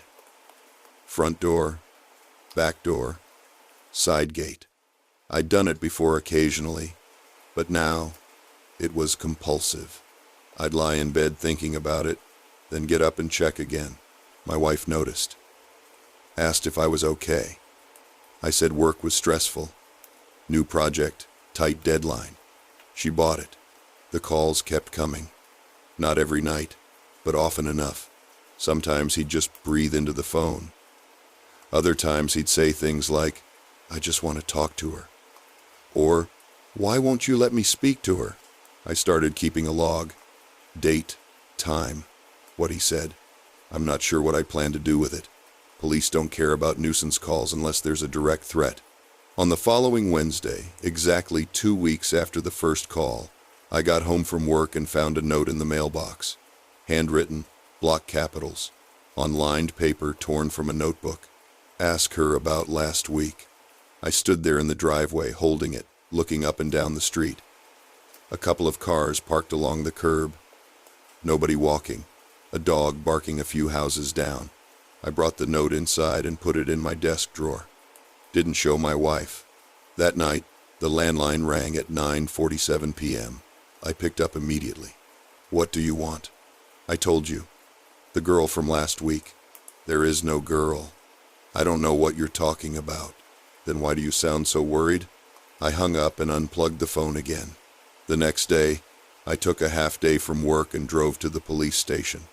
Sat in the reception area for 20 minutes before I left without speaking to anyone. What was I going to say? Someone keeps calling asking for a person who doesn't exist. They'd take a report, give me a reference number, and nothing would happen. I changed the landline number through our provider that afternoon. They said it would take 48 hours to process. For 2 days, silence. I started to relax. Maybe he'd give up. Maybe he'd realize he really did have the wrong number all along. Saturday morning, the landline rang. New number, same time. 9:47 a.m. this time, not p.m. I answered without thinking. Found you again. I didn't say anything. She's there, isn't she? The girl from last week. I know she is. Who are you? Someone who's not going to stop calling. I hung up. Stood in the kitchen staring at the phone. My wife came downstairs with the kids. Asked who called. I said wrong number. She looked at me, really looked at me and said, Are you sure you're okay? You've been acting strange. I told her I was fine. Just tired. I haven't unplugged the phone this time. I don't know if it would matter. He found the new number in 2 days. He has my mobile. He's been to the house. I keep thinking about what he said. Ask her about last week. The thing is, my wife was away last week. Work conference, 3 nights in Manchester. She does pharmaceutical sales, travels a lot. I'm sure it's nothing. Just a coincidence. Some crossed wires, a misunderstanding, but I can't stop thinking about it. The phone's gonna ring again tonight. 9:47 p.m. I don't know if I'll answer.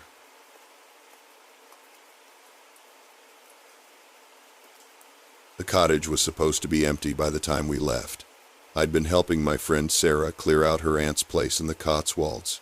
She'd inherited it 6 months back, and finally had a free weekend to sort through everything. We'd driven up Friday evening, spent all Saturday packing boxes and filling bin bags, and by Sunday afternoon we were exhausted. The plan was to drop a load at the charity shop in the village, then head back to London. Sarah had the keys from the solicitor. Her aunt had lived alone for years, died peacefully in hospital. No drama, just the usual process of winding up an estate. The cottage itself was nice, stone walls, low ceilings, garden backing onto farmland. Bit isolated, but Sarah thought she might rent it out eventually. Anyway, we loaded up both cars around 3 o'clock. Sarah was driving her Polo. I had my Fiesta. We'd agreed she'd lead since she knew the way to the charity shop. The lane down from the cottage was steep and narrow, proper country road with hedges on both sides. You couldn't see round the bends. I was following maybe 20 meters behind her when I noticed the car. It was parked in a passing place about halfway down the hill. Dark blue Audi, maybe 5 or 6 years old. Nothing unusual about it at first. People park up all the time on these lanes when they're walking dogs or whatever. But something made me glance at it as I went past. The driver was still in it, just sitting there, facing uphill, toward the cottage. I couldn't see much detail through the windscreen. Middle-aged man, I think, wearing glasses. But he wasn't looking at his phone or eating lunch or any of the normal things you'd expect. He was staring straight ahead, up the lane. I didn't think much of it.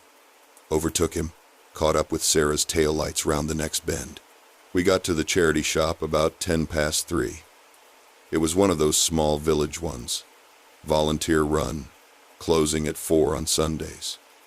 We unloaded 3 boxes of books and some kitchen stuff. The woman behind the counter was chatty, asked where we'd come from. Said she'd known Sarah's aunt slightly. Nice enough. We were back on the road by 3:30. Sarah texted to say she'd forgotten to check the meter readings at the cottage and the energy company needed them by Monday. Could we swing back quickly? I said fine, though I was knackered and just wanted to get home.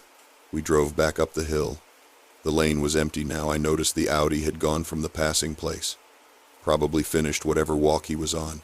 Sarah parked in front of the cottage. I pulled in behind her.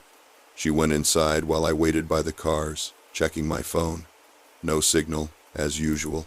The farmland behind the cottage was quiet, just some crows in the far field. Then I heard an engine, not loud, but distinct, idling somewhere close by. I walked to the end of the cottage and looked down the lane. The blue Audi was back, same spot, same position, facing uphill toward us. I felt my stomach drop a bit. Maybe I'm paranoid, but it seemed odd. We'd been gone half an hour. Why would someone park in the exact same place, same angle, if they were just out for a walk? I went back to the cars and waited for Sarah. Didn't want to worry her over nothing. She came out 2 minutes later with the meter readings on her phone. "Ready?" she said. "Yeah, listen, there's a car parked down the lane, blue Audi. Was there earlier too." She frowned. "So, just seems like he's watching the place." "Watching it? Why would anyone watch an empty cottage?" I didn't have an answer to that. Maybe I was being stupid, but I suggested we drive down together, stay close. She shrugged and got in her car. We headed down the hill again. I kept right on her bumper this time. As we approached the passing place, I could see the Audi clearly. The driver was still in it, and then, as Sarah went past, he started his engine. He pulled out behind us. Not aggressively, just joined the convoy, following. I watched him in my mirror. He stayed about 10 meters back. Didn't try to overtake, didn't drop back, just matched our speed. Sarah reached the main road and turned left toward the A40. The Audi turned left too. My hands were sweating on the wheel. I tried to tell myself it was coincidence. Plenty of people use that road. But the way he'd been parked, twice, facing the cottage, we drove for maybe 3 miles. The Audi stayed behind me the whole way. Then Sarah indicated for the petrol station and pulled in. I followed. The Audi drove straight past. I sat there for a moment, engine running, watching him disappear up the road. Sarah got out and came over to my window. "See? Just someone using the road." "Maybe," I said, but I didn't believe it. She filled up while I went inside to pay for a coffee I didn't want. When I came back out, she was on her phone by the pumps. "That's weird," she said. "What?" "The solicitor just rang. Apparently someone contacted them Friday asking about the cottage. Claimed to be a relative. Wanted to know when we'd be clearing it out. They didn't give any details, but..." She trailed off, looking back down the road. "Did the solicitor describe him?" I asked. "Middle-aged, wore glasses. We stood there for a bit, not saying anything. Sarah changed the locks on Monday. Had a security system installed by Wednesday. She's not renting it out anymore, says she'll just sell it. I still don't know what he wanted. The cottage was empty. The valuables already gone. Maybe he thought there was cash hidden somewhere. Or maybe he'd been squatting there before the aunt died and wanted back in. Or maybe he just liked watching. Either way, I'm glad we noticed him. I keep thinking about what might have happened if Sarah had gone back alone to check those meters after dark."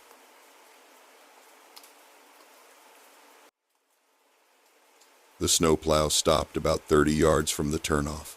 I'd been waiting by the mailbox for 20 minutes, watching the county truck work its way up the mountain road.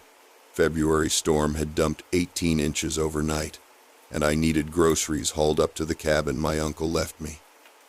The driver had agreed to clear the private road for $40 cash, but now he was just sitting there, engine idling, exhaust puffing white in the cold. I walked down to his window. He rolled it down halfway. "Problem with the plow?" I asked.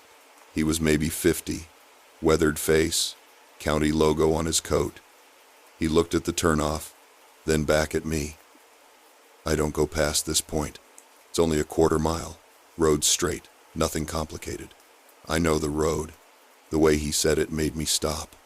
Not annoyed, not in a hurry, just flat. "Look, I've got the cash right here," I said, pulling out 2 20s. "I wouldn't ask, but I've got no other way to get supplies up there." He stared at the bills, then shook his head. "Keep it." "Why won't you?" "Because I've been plowing this route for 12 years, and I learned real quick where to stop." I waited. He wasn't looking at me anymore. He was looking past me, up toward where the cabin sat hidden in the trees. "3 winters ago," he said, "I got a call from dispatch. Someone reported smoke from that cabin, middle of January. Nobody was supposed to be up there. Owner had died the previous summer. That would have been Uncle Gene. Heart attack in his garden. I came up to check it out," the driver continued. "Plowed all the way to the cabin. Saw smoke from the chimney. All right. Figured maybe squatters, or maybe the family had rented it out. I knocked. Nobody answered. Door was locked. I walked around back to check the woodpile, see if anything looked off." He paused. His hands were tight on the steering wheel. There were footprints in the snow, fresh ones, coming from the woods, going right up to the back door. But here's the thing. They only went one direction. To the cabin. None coming out. I felt the cold working through my coat. Maybe they came in from the front? Front door was locked from the inside. I checked. And those prints, they weren't boot prints. They were bare feet. In January. I didn't say anything. I called the sheriff. They sent 2 deputies up. Took them an hour. By the time they got there, the smoke had stopped. They broke the door open. Nobody inside. No sign anyone had been there at all. Except... He stopped. "Except what?" "The fireplace was warm. Someone had been burning something recent. And there were wet footprints on the floor, just inside the back door. Like someone had been standing there, dripping. A gust of wind shook the trees. Snow slid off branches with soft thumps. I've plowed this road every winter since, he said. I stop here. I've seen smoke from that cabin 4 more times. Always when nobody should be there. Always in the coldest part of winter. I'm staying there now, I said. Have been for 2 weeks. He looked at me then, really looked at me. You been keeping a fire going? Every night. You been hearing anything? At night? I thought about the sounds I'd been ignoring. The creaking I'd blamed on the old structure settling. The scratching I'd told myself was branches on the roof. The feeling, twice now, of waking up certain someone was standing in the hallway outside my bedroom. "It's an old cabin," I said. "Old places make noise."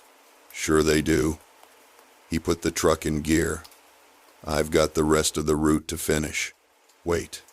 You're just going to leave me here?" "I'm not stopping you from walking back up there. But I'm not taking my plow past this point. Not for $100. Not for 1,000. At least tell me what you think it is." He looked at me for a long moment. "I think your uncle wasn't the first person to die on that property. And I think something up there doesn't like being cold." The truck started moving, backing up to turn around. I stood there watching him go, the tire tracks filling in slowly with fresh snow. I walked back up to the cabin alone. Took me 40 minutes, breaking through drifts. By the time I got there, I was exhausted and freezing. The cabin looked dark and unwelcoming, even though I'd left lights on. I went inside. Everything looked normal. I started a fire, made coffee, tried to shake off what the plow driver had said.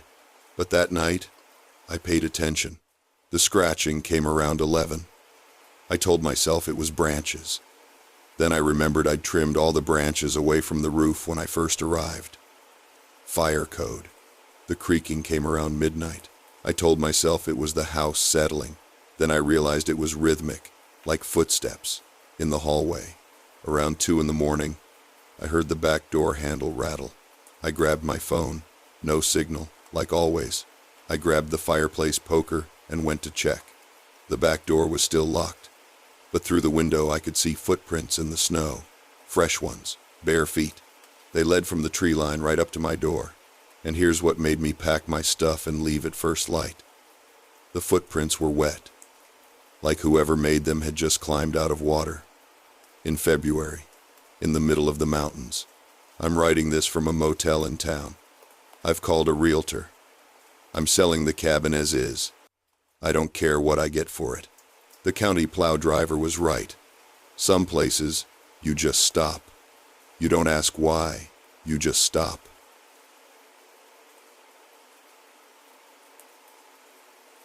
The smell hit me first. Not rot exactly, more like wet cardboard and something sweet gone wrong. I was standing in the hallway of a short-term rental flat in Manchester, the kind advertised as quirky Victorian conversion. That actually means the ceiling's too low and nothing's quite square. I'd booked it for a work conference. 3 nights, decent price. Photos looked fine.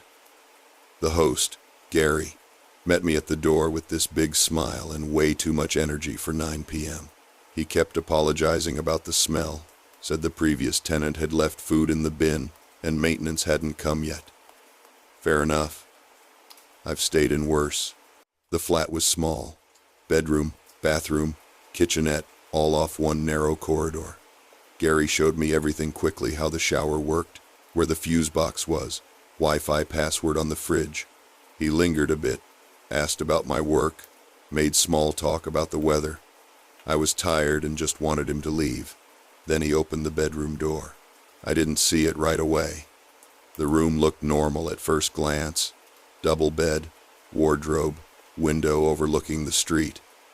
But Gary sort of froze in the doorway, went very still. I looked past him and that's when I noticed. There was a hole in the wall, not a small one, maybe 2 feet wide, jagged edges, right next to the wardrobe. The plaster was fresh around it, white dust still on the carpet, and behind the hole, in the cavity between walls, I could see something. Fabric, maybe, dark and bundled up. Gary laughed, too loud.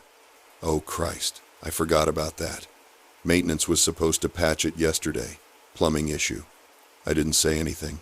I was staring at the fabric. It looked like clothing, shoved in there. A lot of it.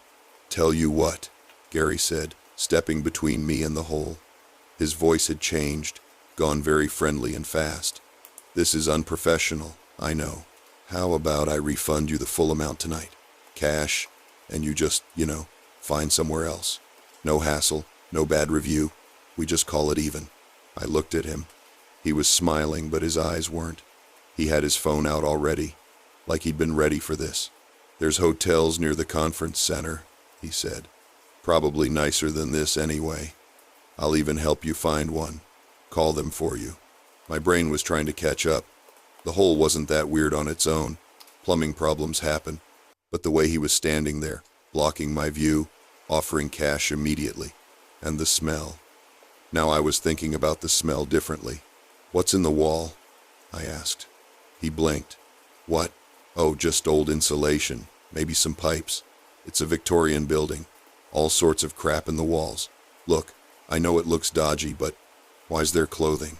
"Clothing?" He glanced back, casual, like he was checking.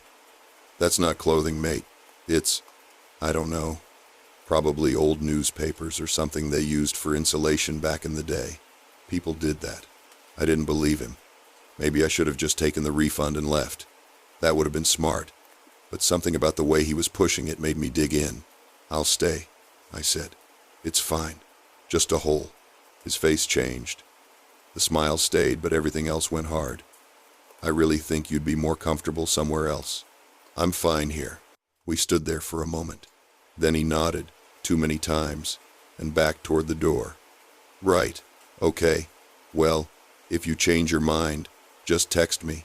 Anytime. I can sort something out." He left. I heard him on the stairs, then the front door closing. I should have left then. I know that now. But I'd paid already, and it was late, and I was tired. I told myself I was being paranoid. I went into the bedroom, avoided looking at the hole, and started unpacking. 10 minutes later, my phone buzzed. Text from Gary.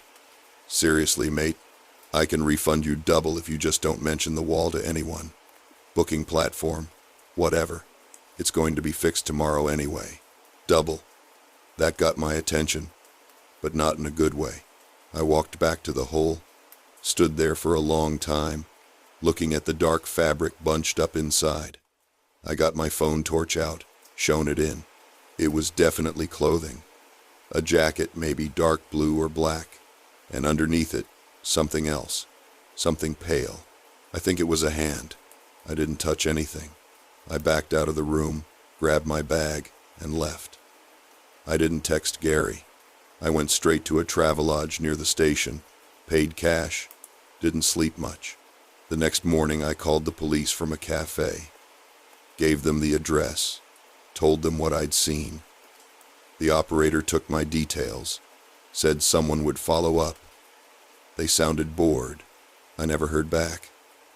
I checked the listing a week later and it was still active, same photos, new reviews, 5 stars. Great host, very accommodating. I did get a final text from Gary 2 days after I'd left. "Saw you checked out early. Hope everything was okay. If you need anything, let me know." I blocked him. I don't know what was in that wall. Maybe I'm wrong. Maybe it wasn't a hand. Maybe it was old plaster or something else and my brain just filled in the worst possibility. But I keep thinking about the refund offer. Double the money. Just don't say anything. I think about that a lot.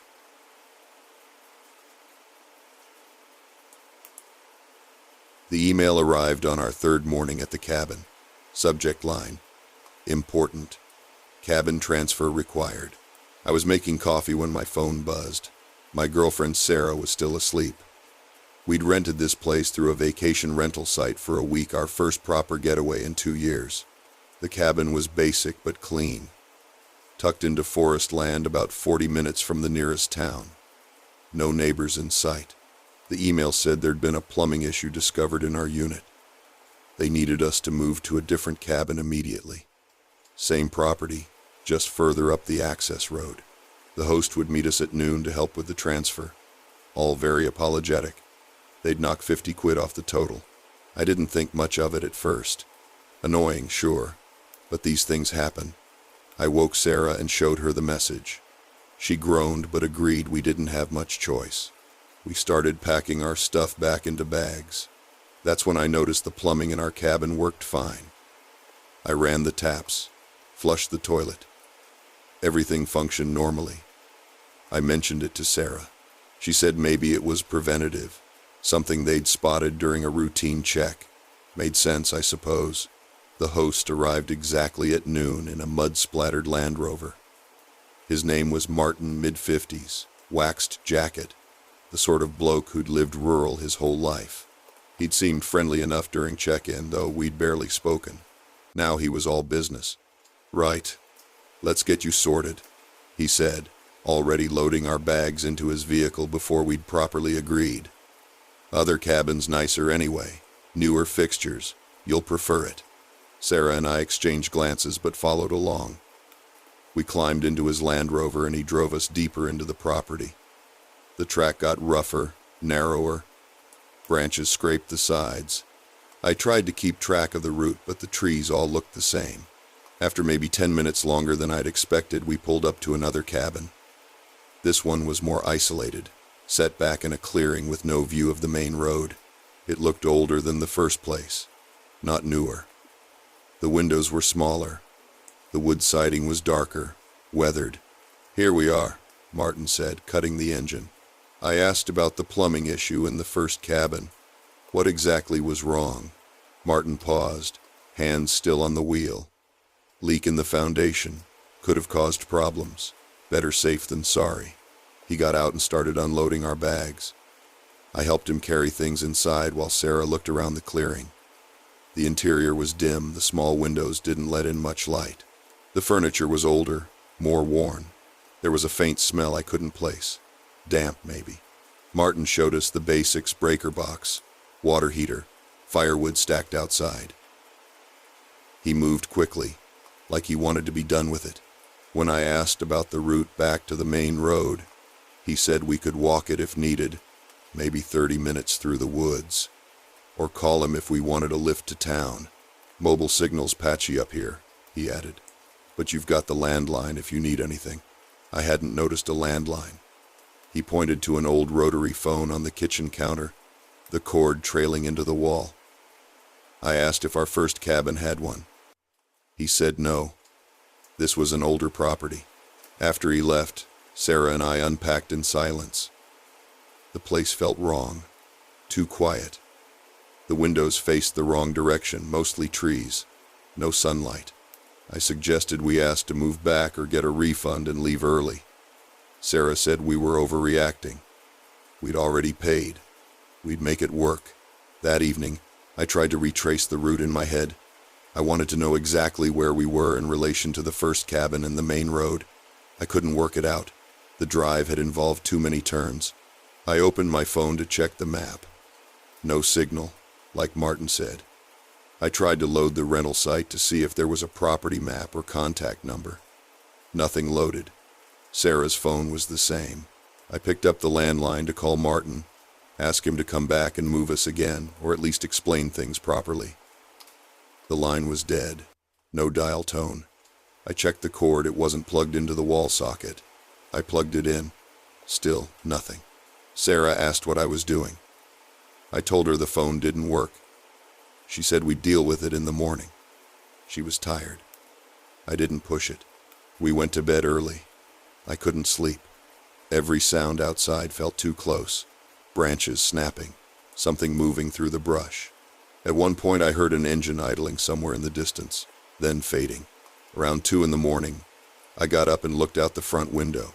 There was a faint light between the trees, maybe 100 meters away. Not moving, just a steady glow, like someone holding a torch or sitting in a parked car. I watched it for maybe 20 minutes. It didn't move. Then it went out. In the morning, I told Sarah I wanted to walk back to the first cabin, see if we could get signal there, or at least get our bearings. She agreed. We started walking the direction Martin had driven us, following the tire tracks. After about 15 minutes, the tracks veered off into thick undergrowth. We kept going straight, thinking we'd hit the main track eventually. We didn't. We walked for over an hour and never found the first cabin or the access road. The trees just went on. We turned back, following our own footprints in the mud. When we got back to the second cabin, there was a note taped to the door. Handwritten, not printed. "Hope you're settling in. Don't wander too far, easy to get lost." We'll check in tomorrow. We hadn't seen or heard anyone approach. Sarah finally agreed we needed to leave. We packed everything. We loaded it into our car. Thank God. We'd driven ourselves and parked near the cabin and started down the track. We drove slowly, trying to find our way out. After 30 minutes of wrong turns, we hit a locked gate we hadn't seen on the way in. Chain and padlock. No way through. We reversed. Tried another route. Same thing. Another gate. It took us 3 hours and a near-empty tank to find the way out. When we finally hit the paved road, I didn't look back. We reported it to the rental site. They said Martin had closed his account that same day. No phone number on file. No address except the property itself. I still don't know what he wanted. Maybe nothing. Maybe we left before anything actually happened. We didn't get our 50 quid off.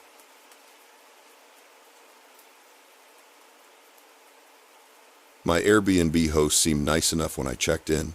Middle-aged guy, bit chatty, gave me the tour of the flat and showed me where the spare keys were. Said he lived upstairs with his wife. The listing had good reviews and I needed somewhere cheap for the week while I was doing training courses in town. First night was fine. I got in late from the pub, microwaved some pasta, watched something on my laptop. Around 11 I heard footsteps upstairs, but that's normal in a converted house. Second night, I'm sitting on the sofa eating takeaway when there's a knock. I open the door and there's this lad, maybe early 20s, holding a duffel bag. He looks a bit rough, like he's been traveling or hasn't slept properly. "All right, mate," he says. "Dad said I could crash here tonight too." I'm confused because the listing didn't mention anyone else staying. But I figure maybe it's a family thing, an emergency or whatever. The flat has 2 bedrooms and I'm only using one. "Oh, right," I say. He didn't mention it, but yeah, no worries. He nods, doesn't really make eye contact, just goes straight into the other bedroom and shuts the door. I text the host to check if it's okay. He replies pretty quickly, "Yes, sorry, should have said my son needs to stay tonight, won't bother you." Fair enough. I finish my food and go to bed. Third night, same thing. Knock on the door around 9. Same lad, same duffel bag. Dad said I need to stay here tonight too. I'm a bit more annoyed this time because I paid for the whole flat and now it feels like I'm sharing. But I don't want to cause a scene. And technically the host owns the place. I let him in. He goes straight to the bedroom again. Doesn't say another word. I message the host. "Hey, just checking. Is your son staying the rest of the week? Just want to know what to expect." He replies, No, just tonight. Sorry for inconvenience." Fourth night. I'm making dinner and I hear the knock before I even see him. I open the door and he's standing there with that same bag. Same tired look. Dad said I need to stay here tonight too. Now I'm properly confused. I ask him, "Mate, are you all right? Is something going on?" He just stares at me for a second, then says, "Just need to stay here." I let him in because I don't know what else to do. He goes to the bedroom. I message the host again, more direct this time. "Your son's here again. What's going on? I thought it was just 1 or 2 nights." The host takes ages to reply. Finally, I'll speak to him. "Very sorry. That night I can't sleep properly. I keep hearing movement in the other room, like he's pacing or shifting things around. At one point I think I hear him on the phone, but the words are too muffled." Fifth night, I decide I'm going to talk to the host in person. I go upstairs and knock. The wife answers. She's friendly, asks if everything's okay with the flat. "Yeah, it's fine," I say. "Just wanted to check about your son staying. Is he all right?" She looks confused. "Our son? He's at university in Leeds. He's not here." I feel my stomach drop. "The lad who's been staying in the flat. Your husband said he's your son." She shakes her head. "We don't have anyone staying in the flat except you." "Are you sure?" I don't know what to say. She calls her husband over. He comes to the door, same guy who checked me in. "This guest says our son has been staying downstairs," she says. He looks at me, and there's this weird pause. Then he says, "Oh, right, yeah. My nephew. I call him my son sometimes. He's like a son to me. Sorry. Should have been clearer. The wife looks at him, and I can tell she doesn't know what he's talking about either, but she doesn't say anything. I go back downstairs and I'm shaking. Something is very wrong. I check the other bedroom. The bed's been slept in.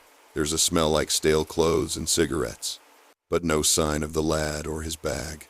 That night I push my suitcase against my bedroom door. I barely sleep. Every sound makes me jump. Sixth night. I'm packed and ready to leave the next morning. I'm not staying the full week. I've messaged Airbnb, but they're useless, just asking for more details.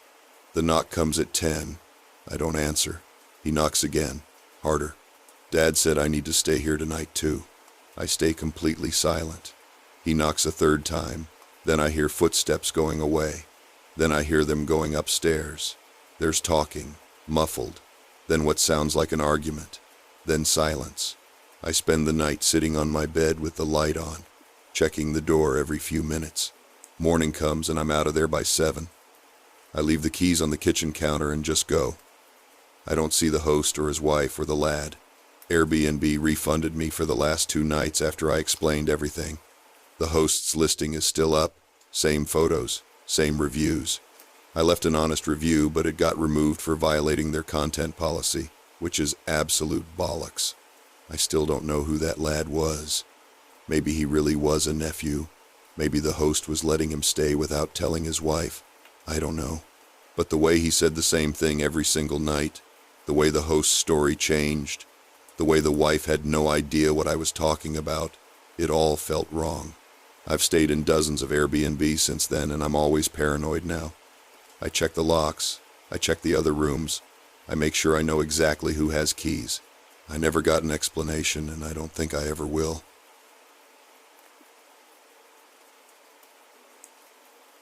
The driveway looked like glass when I woke up.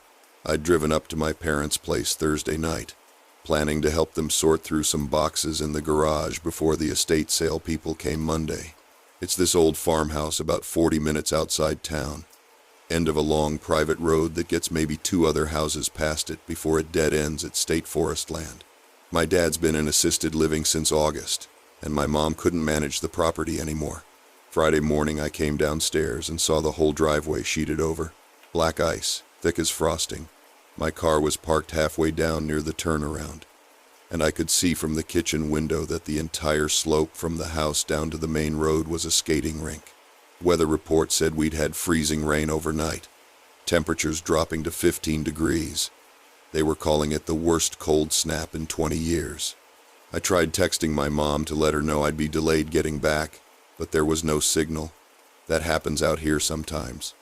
The landline still worked, so I called her facility and left a message. Then I figured I'd just wait it out.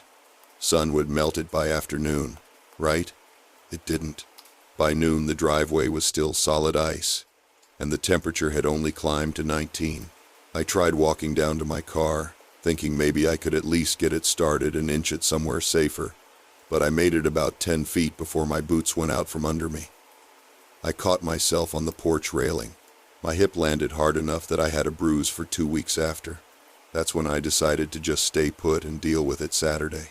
Around 3 in the afternoon, I saw a truck coming up the road. It slowed near the driveway entrance, then pulled in. I didn't recognize it. Dark blue, older model, some rust around the wheel wells. It stopped at the bottom of the driveway and a man got out. He was maybe 50, wearing a heavy jacket and a knit cap. He waved at me. I opened the front door but stayed on the porch. "Saw your car down there," he called up. "Thought you might need help. Roads are bad." I told him I was fine, just waiting for it to thaw. He nodded, but he didn't get back in his truck. He walked a little closer, testing the ice with his boots. "You're Tom's daughter, right?" I used to work with him at the plant. I said yes, though I didn't remember my dad ever mentioning him. He smiled and said he'd heard the house was going up for sale, asked if I was handling it alone. I gave him a vague answer. Said family was helping. He lingered for another minute, looking at the house, then finally got back in his truck and left. Maybe I'm paranoid, but something about the way he asked felt off. like he was checking if I was alone. I locked the doors after that. Saturday, the ice was still there. Temperature got up to 23, but the driveway's on the north side of a hill and doesn't get much sun. I tried the landline again and it was dead. I checked my phone every hour, still no signal. I thought about walking down to the main road to try to get a signal there, but it was a quarter-mile through woods and I didn't trust the footing. That afternoon, the blue truck came back. This time he didn't get out right away. He just sat there at the bottom of the driveway, engine running. I watched from the living room window, staying back so he couldn't see me clearly. After maybe 10 minutes, he got out and started walking up the driveway, taking slow, careful steps on the ice. I went to the front door and opened it, but I didn't step out. "Hey," he called. "Brought you some salt. Figured you might need it." He was holding a bag of ice melt. I told him thanks, but I was fine. He kept coming closer. "It's no trouble. I live just down the road. Hate to think of you stuck up here." I told him to leave it at the bottom and I'd get it later. He stopped, maybe 15 feet from the porch, and just looked at me. Then he smiled again, but it didn't reach his eyes. "You sure you don't need anything? House this old. Lot of things can go wrong in cold like this. Pipes, furnace." I said I was fine and shut the door. I locked it and stood there listening. I heard his boots crunching on the ice, slow, and then the truck door slammed. He didn't leave right away. The engine idled for another 5 minutes before he finally drove off. I checked every window lock in the house. Sunday, I woke up to the sound of footsteps on the porch. It was just after dawn, maybe 6:30. I was still in my dad's old bedroom upstairs because the heat didn't reach the guest room well. I looked out the window and saw the blue truck parked at the bottom of the driveway again, and boot prints in the frost leading up to the house. I didn't go downstairs.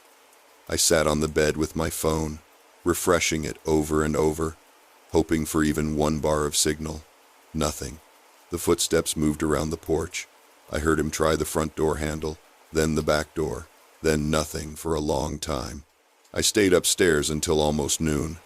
When I finally looked out the window, the truck was gone. But there was a note wedged in the front door frame. "You should have let me help.